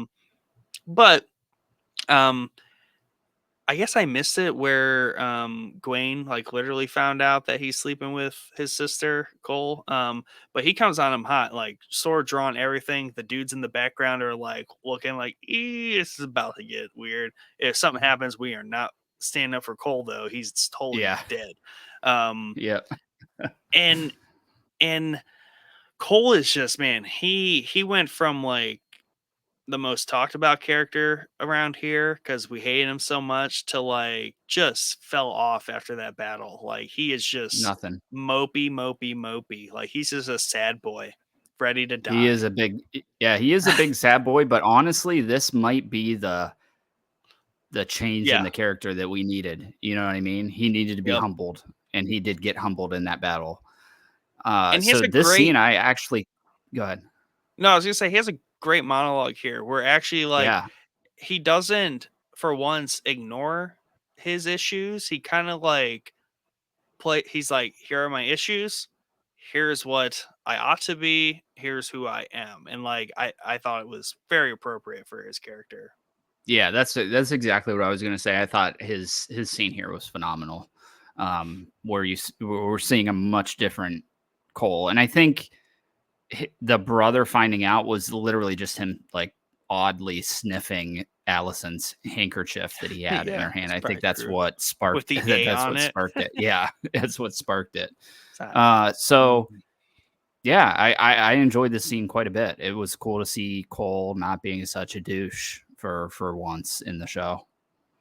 yeah, normally Cole would have lashed out and like murdered someone for this, but he's like super passive. He kind of is taking on a kind of righteous, kind of like paladin type appearance to him and like even temperament where like he's super passive, he's non-confrontational, he's humbled right by the entire dragon sequence. He realizes he's not doing nothing.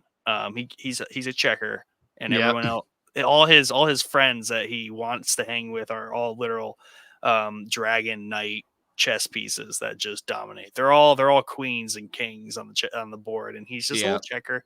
Yep. um who just sleeps with one of them, or Yeah. two of them. Good body count on him. But Yeah.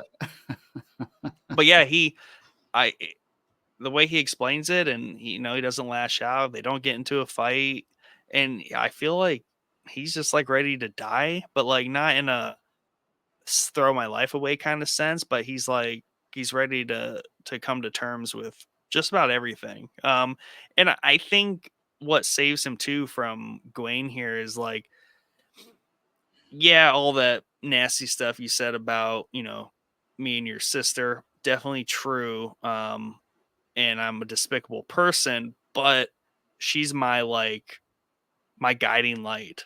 Like I would be a literal piece of shit if not for her.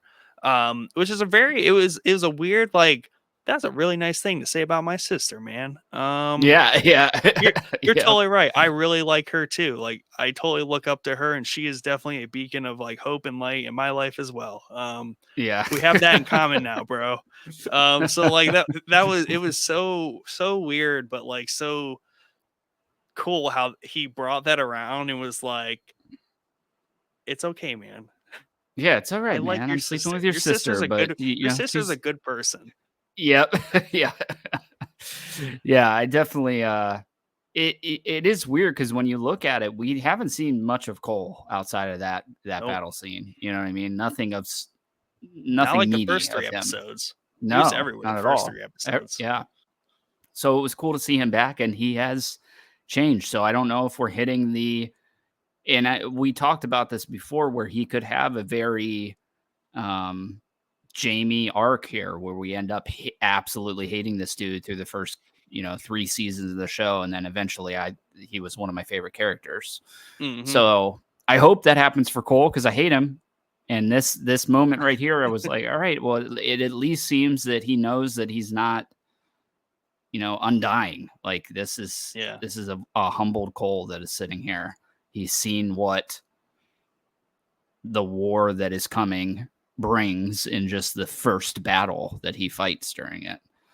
So, yeah, oddly, even though I hate him and we talk mad shit about him, I'm oddly curious of where his arc is going from this point forward, Mhm. Yeah. No, yeah, definitely on the right path. And this is another kind of like duo because we have it's just like another quick update on like the long march because we have all the marching we had in the montage where Lannisters are coming, the Starks are coming, the Greybeards, and then like we've got this crew out of King's Landing. So um, everyone's had the Harrenhal. Harrenhal's going to be guess an episode 3 or 4 like banger next season, It I better be suppose. episode 1 if I'm being honest with you. Oh God, It better start off strong, bro. that would be a good start where we literally just start with like A Harrenhal massive massive battle. Yeah. battle. Yeah, Yeah. literally Dragonfire is the first like image we see, Yeah, that would be awesome. Won't and then it's happen, but just that'll and be then and awesome. then it just skips to the end of the battle. Yeah. Um, um, yeah. So peppering through here, we have a tired scene here where Rhaenyra and Massaria are kind of like debating, discussing freaking I don't want to burn everything down. But you got to do something. So like there's that still going Yeah. on. Which kind of like leads into one we didn't address at all in this episode. Um Rhaenyra and Massaria are kind of a thing, but like Damon's back in the picture. Damon and Massaria were a thing. So like, is this just going to be like a nice queen's got multiple spouses kind of situation brewing? Who knows? I don't know how Damon feels about that. He'd be like, yeah, whatever. I don't Um, know. It was literally like almost a throwaway scene at this point. Like they made out and we have not discussed it at all since. nope, And nothing is awkward between them. Like it's nope. like it never even happened. Yeah. Maybe it's just natural bisexuality out of them. Yeah. Like they're Just norm. Yeah. just whatever. Just whatever. We like each other that much. Yeah. Um, and like that all kind of leads into like the Allison arriving at Dragonstone.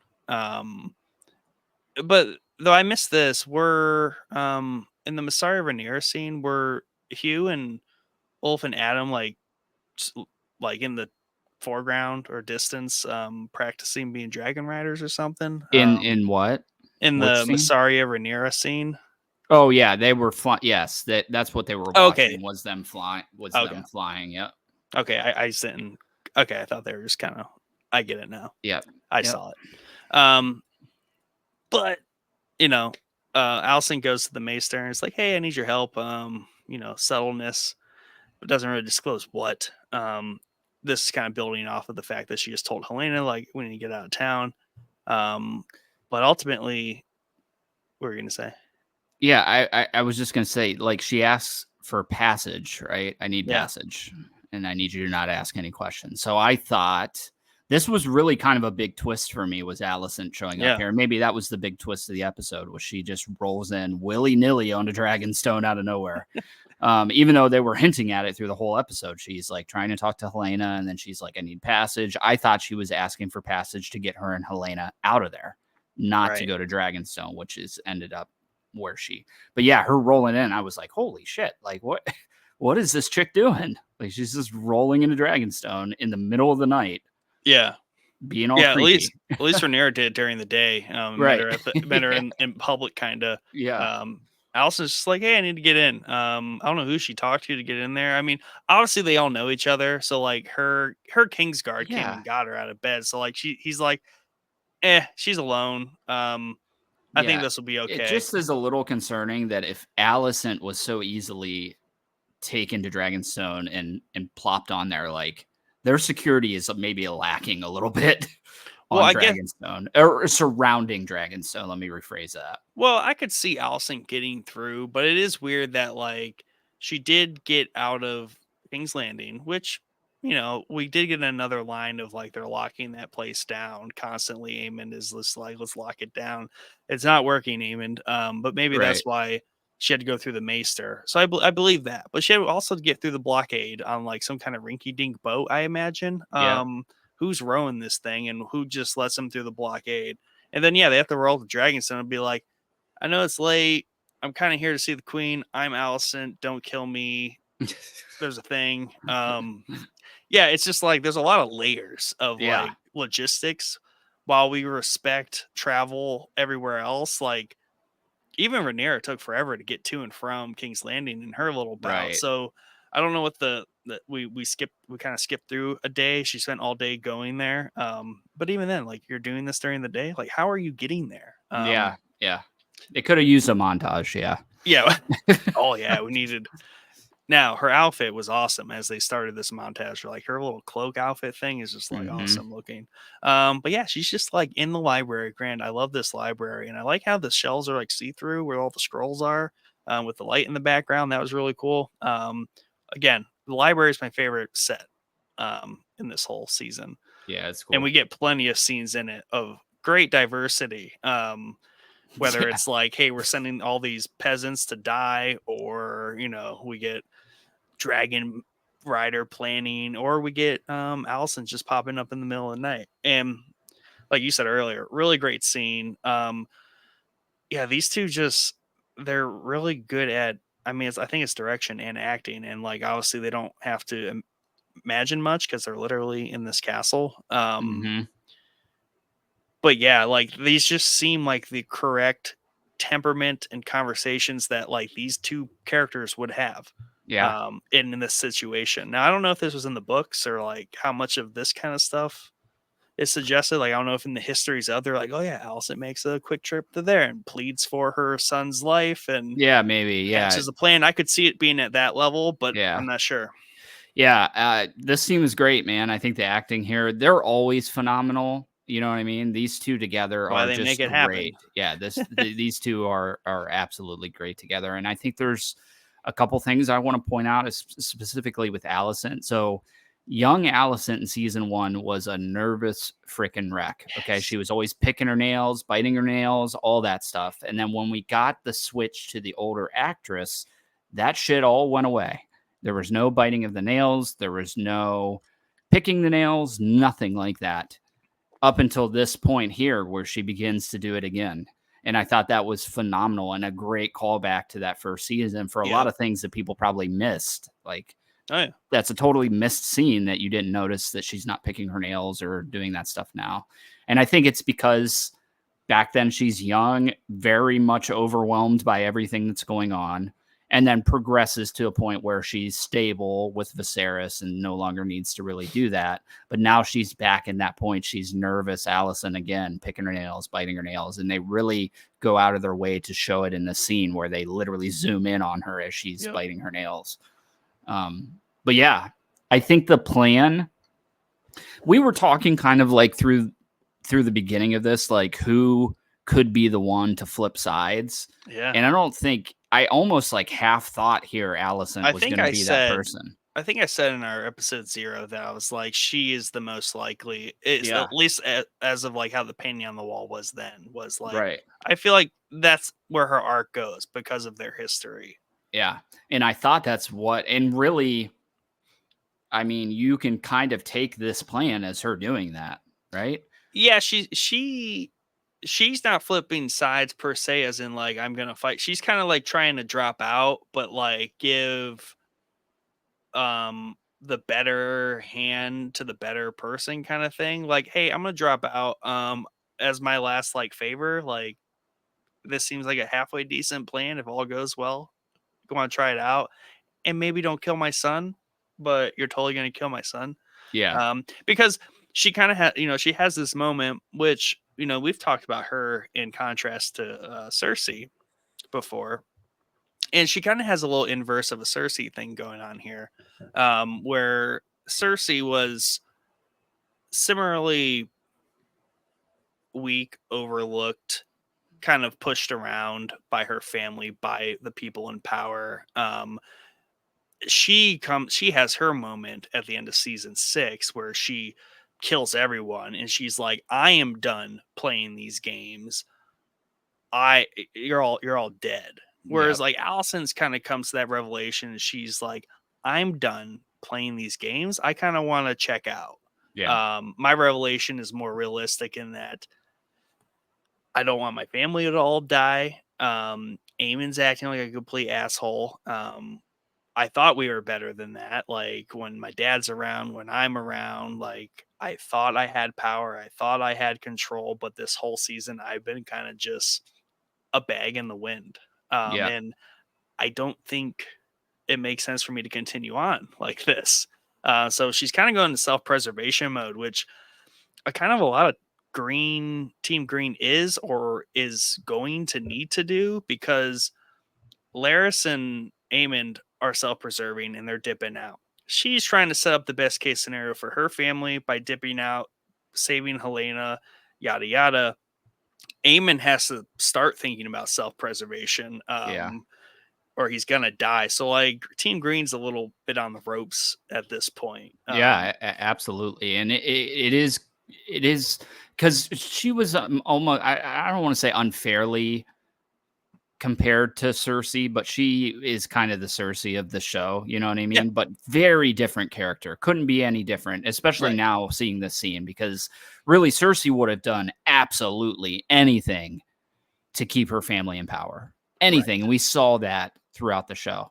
Right. And now Allison is doing absolutely anything to just get the hell out of here. You know, she's done. Yeah. She's reached her point where she's like, my son fired me from the small council. Like, I have no power. He's crazy. My other son's in bed, broken beyond all recognition, Yeah. or whatever she says. They have the same hand dealt to them as characters, but they just play their cards differently. Very much so. Yeah, good way to put it. Because they both begin to, Cersei, like Joffrey, is mutilated, killed, murdered, right? And then like this is like her son. Well, her family is getting killed as well. So like Yeah. and they're also prior queens, queen mother, right? They have the same options. Yeah. They just go about it differently. And like Cersei always played her own game and did not try to participate or cooperate with those around her. Right. Whereas Allison's approach was like, I want to try to weave it with everyone. Like, I want to work with Yeah. my dad. I want to try to control my sons and like make them happy. So like very different approaches, but the same situations. Yeah, yeah, definitely. It's funny because I don't think Allison really had any. It's hard to say now because I'd have to almost go back and rewatch everything that we have so far because it seems like Allison maybe didn't really have any intention of seizing that throne for her family. She just thought she was doing what Viserys wanted at the Yeah. time. And she has now come to the realization that she was wrong. And he didn't change his mind in the end. He didn't waver at the end, like Rhaenyra says. And she's now trying to rectify that, maybe. And we don't know where this is going to go. I don't think that, shit's not going to go right because Aegon's not even in the capital to kill currently, Yeah. right? But she pretty. I mean, there was a hesitation there when Rhaenyra says, like Aegon has to die. Like, there's no option there. Hmm. There's a hesitation for Allison, but she very quickly is like, okay, yeah, sure, And she's always been hard to read on that matter. Like we still never really knew like did she just hear what she wanted to hear? It was kind of like a convenient thing for her to hear that because she kind of went to her dad, and then her dad was kind of the one that set in motion. It was like, "Oh, this is the perfect time for us to." yep, He's like, "Cool, that's all we needed is for you, to the say that, queen, to yeah, hear the king say Aegon, the savior, king to be, whatever it is." So, she was always caught in the machinations and plotting of those around her. And they used her in that sense. Whereas like um Cersei was kind of not used by those around her. Like she was just kind of discarded and she wanted to be used. She wanted to yeah, do things. Alicent yeah, wants to do things, but she more so wanted control and like freedom to do these things where like she just constantly finds herself getting battered around the the pinball machine. Really, yep. that's Allison's That's it. Allison's That's it. world. 100%. I think it was thoroughly Otto's plan for all of this to pan out. You know what I mean? And she was just kind of stuck in the middle and had a little snippet that allowed him to, a little crack that allowed him to break the door down. Right. Hmm. So, yeah, it's interesting. And then I think the, the ending here, even though you thought she was like going to get killed as she's walking out, I like the parallels of all these armies that are all full of people. And then she is by herself walking down that hallway, like totally alone. Like she doesn't have her family anymore. Like Aegon is on the run and crippled. Aemond is a total hothead that fired her from the council. The only one she really maybe does have is Helena, even Yep. though Helena was kind of hesitant on the leaving scenario, I think a They little never got bit. to finish that conversation though. Right. But Helena also doesn't care because Helena knows What's what's happened? What's going happening. to happen? Right. Yeah. So yeah, it was a cool parallel to see there that she is really totally alone. You know what I A- mean? And I guess it would be cool if we read the books or to have someone who knows someone who has read the books. So I wonder if Helena is like a stand-in for the audience because Helena really kind of, like she knew like Damon, like Yeah. do what you're gonna do, and like Yeah. everyone who's read the books, I would hope know that he Yeah. ultimately Make your sides with choice. her. Yeah. Yep. So yeah, Helena is currently my most. She's like kind of the Bran Stark. She's the most interesting character that we never get to see. Right. Yep. And there's a lot of off-screen stuff that happens, but we just check in every once in a while, and she's Yeah. just like doing stuff that moves the story along. I literally almost bought Fire and Blood the other day, because I want to read it so bad, but I also want the surprise and shock value of not knowing what's coming. You know what I mean? Because that's really what this world does so well, are those shocking moments. But I also would like to see what it's like to have read the book first and watch it as it's panning out. You know what I mean? Hmm. And get excited about moments like the murder of the little prince at the beginning that everybody was super excited to see come to. So yeah, I don't know. I kind of want to buy it, but I kind of want to just like let it ride. Yeah, no, just gotta let it ride at this I think you point. got to let it ride. Yeah. Made it this far without it being spoiled. I don't want to. Right. I don't want to go spoil it for myself. Yeah. Um, but yeah, definitely a good episode. It's just they're missing like that 5-10 minutes of something a little extra sauce there to really bring it to head. Um, Yeah, it was a phenomenal episode. It was not a phenomenal finale.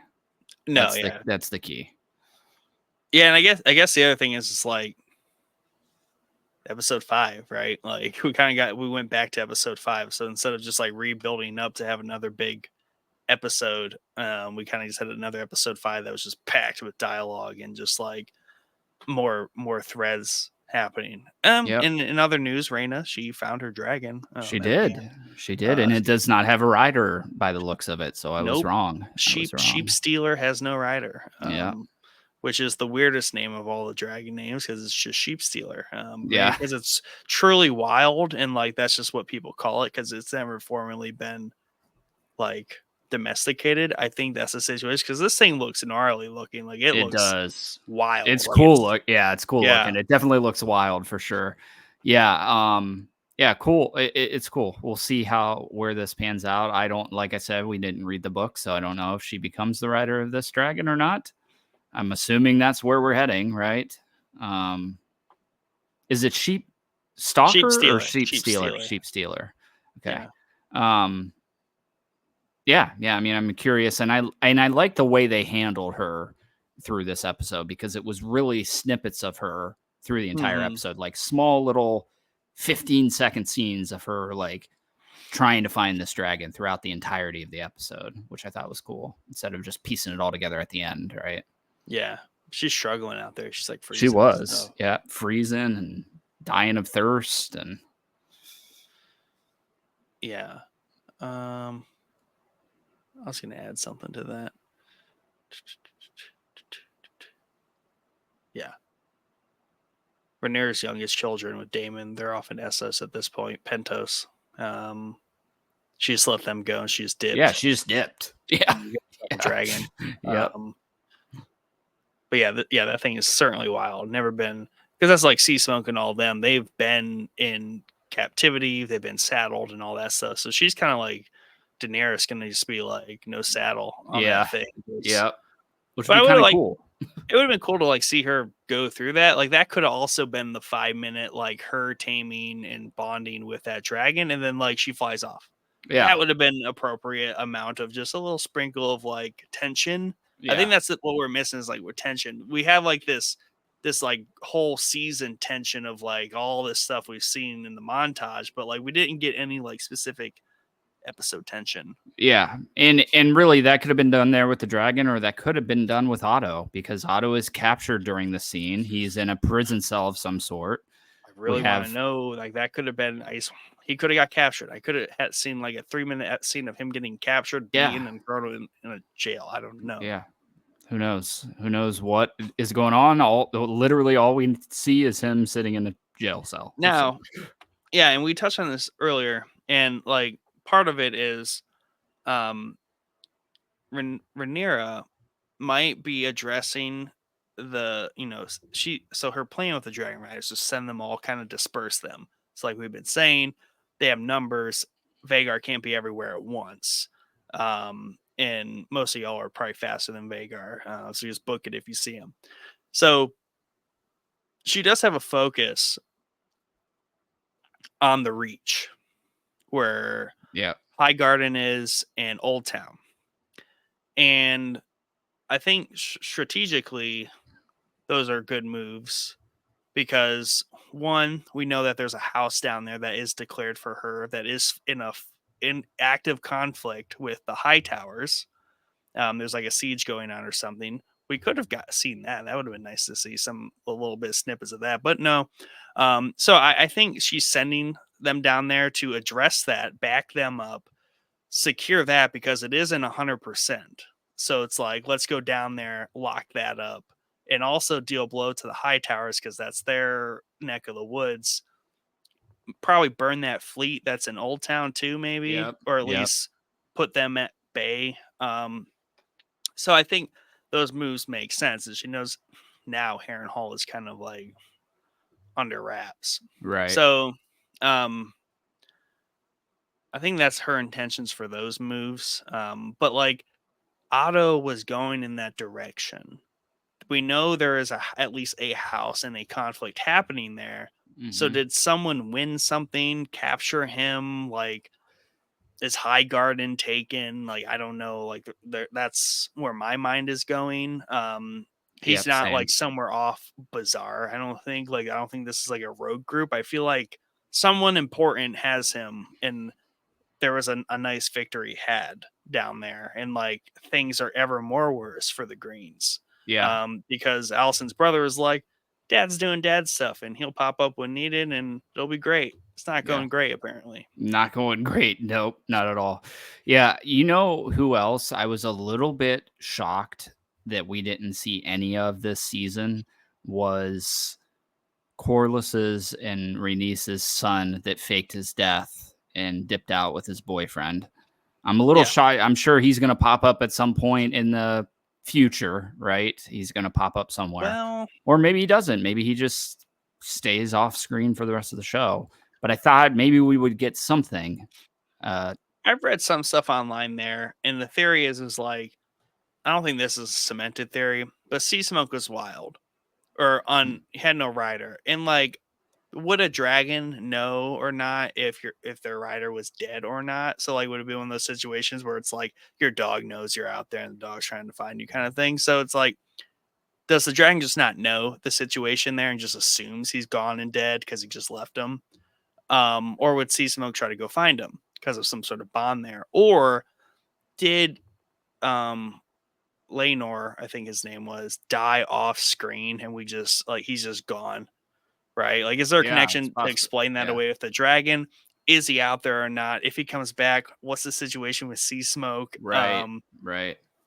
So it's Yeah, I'd like, be yeah, curious to see. That would be a great angle to take it. Him coming back at some point and trying to, or even just a scene with him and that dragon to see like does the bond, like when you rebond with somebody else, oh does that wipe wait, out the bond? well, that's the thing. So like he shows back up, and it's kind of like Spider-Man meme with, and then like the Sea Smoke's there. He's got Yeah, Adam and Lenore, and he's just like, oh crap. He's like, yeah. you or you, and but Lenore, we'll just call him that for now, is like the stepbrother to Adam, who Adam probably resents, just like Oh yeah, Alan suggested, where yep, they got to watch those, actual sons be yeah. paraded around. So it's like they're probably not on. They're probably not bros. No, they're definitely not bros. Yeah, Big, very awkward energy. So it's not just like, hey, bro, that's my dragon. yeah, It's yeah, like, hey, dude, I really don't like you. yeah, yeah. I got to watch you get paraded around as a kid. Now you're gonna watch me parade around your dragon. Yeah. So yeah, I feel like they should just leave that one. Just he just died off Let screen him go. somewhere. Yeah, living in Essos somewhere. Yeah, man, just chilling in Essos. He has no reason to come back, would you? I mean, shit's about to really hit the fan. No, I wouldn't come back. Unless like Aegon finds him. Interesting twist that would be. Yeah, And Aegon's because like, we hey don't know where bro. they're going. It's like, hey bro, your bro has your dragon. You should do Yeah. something about that. Laris, he's like he literally is about to become Varys, just like over in Essos, just Yep. learning the ways. Maybe Varys named himself after Laris. Maybe. Yeah. I thought it was a little on the nose that he was named Laris. I'm sure that's from the book, right? Yeah. But it's like maybe George needs to differentiate his whisperer names a little bit more, not Yeah. just one letter. Yeah. I mean, and Varys was a self-made person. He could have easily renamed himself in honor of, like, he's like, oh yeah, this great whisperer. I'm Yeah. just gonna be the V version of Yeah. Laris. Um, but yeah, good season overall. Can't knock it. Just a little. Just a little. Yeah, just little nitpicks that we have. Nothing major. You know what I mean? It was far more outrageous that Shogun didn't do anything because that was a standalone single season Yeah. show. You know what I For mean? now. We know we're getting more of this for now. Yeah, that they might come back and do more. I don't know if they're going to or not, but we know we're getting more of House of the Dragon. So it's just the waiting game now. We're back to the 2-year waiting game. But it does seem like we are going to get a Night of the Seven Kingdoms in between that. So that's going to be coming up here seemingly because they're showing off scenes that are filmed, right? That's So crazy. I'll yeah. have to go find that again. And That's then wild. totally separate from this, but The Last of Us season 2 looks phenomenal. And if you played the game, you should go watch it. You can find that. It's like maybe 20 seconds long, the little snippet from. And you played the second game, right? I started it. Started it how far into it? The Like last thing I amount? last thing I remember was they were smoking dope in that basement lab that they find from the And one that was like opening. in Seattle. Or was that in Seattle? No. Still in the wilderness. They're out on a quick patrol. But I'm pretty early in the game still. Yeah, you might be really early in the game, actually. Yeah. Well, I tried. Well, I was randomly one year. I was like, I should play a video game. I'm gonna try Last of Us. Apparently, where I left off was not that scene. Apparently, I'm running from a million zombies, and that was way too stressful. And I just Yeah, quit. yeah, you were like, yeah, forget this. I put on like Silicon Valley. I'm like, I need to relax, not like Right. I instantly freaked out. Like I'm Yeah. like, what? I was trying to sneak, and it was not a sneak mission. Yeah. I love it. Yeah. But yeah, I'm not thrilled about 2026. I think I would have take the hit, compacted this into 6 episodes, and just give me another 6 in a year. Like if they could have promised me that. Yeah. I'm not waiting 2 years for 6. That would be brutal. But yeah, that's what we did with Game of Thrones, man. That sucked. We don't want to do that again. Yeah, right. Well, that was 7 and 6. Yeah. Yeah. It would have been okay though if it was a year apart, but yeah, 2 years. Maybe they're back. Hey, maybe that's why this is 8 because they knew they were stretching this already as it was. And the next one's like 10. I hope so. 5 2-hour episodes. Yes, please. I'll take that. I like the longer. I don't care about episode count. I care about run time. Runtime. That's what's important. So like we almost got to 10. This is a solid 9 hours. So that's good.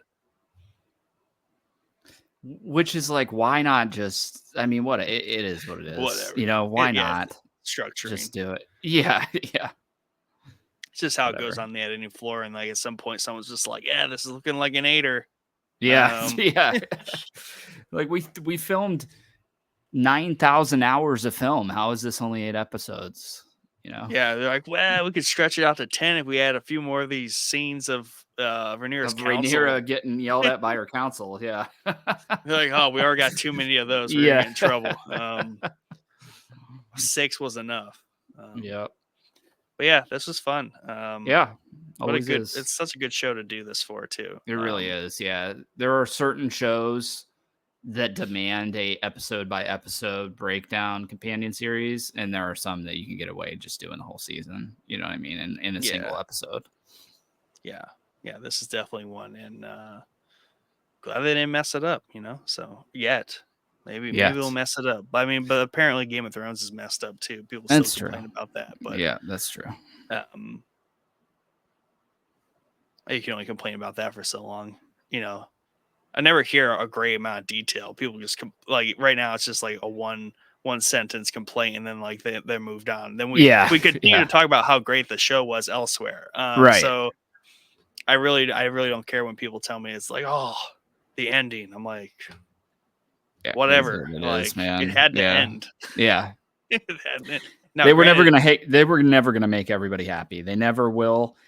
With any show ending, they will never make the entirety of the people watching it happy. So I think what's crazy though is if Game of Thrones, not that it could, but like if they were to remake Game of Thrones in the structure, style, and pacing of House of the Dragon, it would be like 15 seasons. Yeah, right. Yeah, it really if they can make Fire and Blood drag out. already, like, halfway through Yeah, the book into 2 seasons, like, they can make Game of Thrones, like, into way more. Yeah, because really the pacing up until the last couple seasons was a book a season.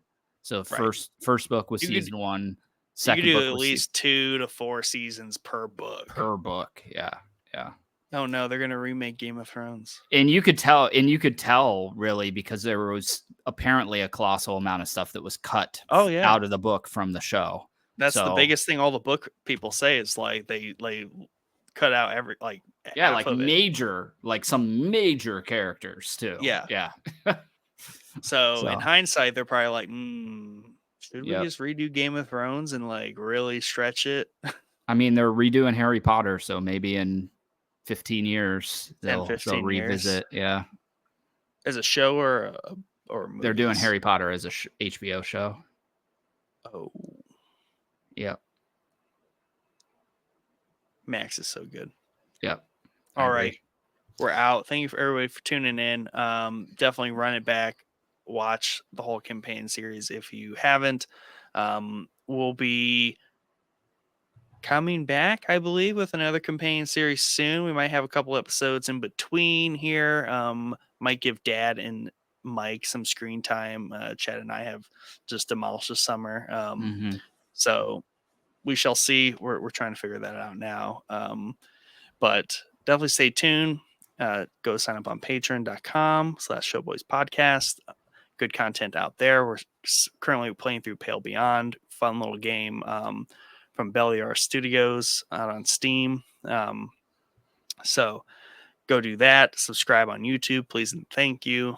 And we do have a Throwback Thursday series on Game of Thrones that is definitely worth watching, where Chad and I guide Michael through his first watch of Game of Thrones, where we basically crush a whole season per episode, which is a lot, but we watch the whole season in 1 to 2 weeks. Yeah, So it's a yeah. fun way to go through it and about it. And it's fun, I think, for the third participant in those series where they have not seen the show, and uh, Mike made it through, and we checked that one off his list. Is very important to do. So definitely check Yes. that out. Go to our YouTube page; it's all on there. Till then, catch y'all later. Peace.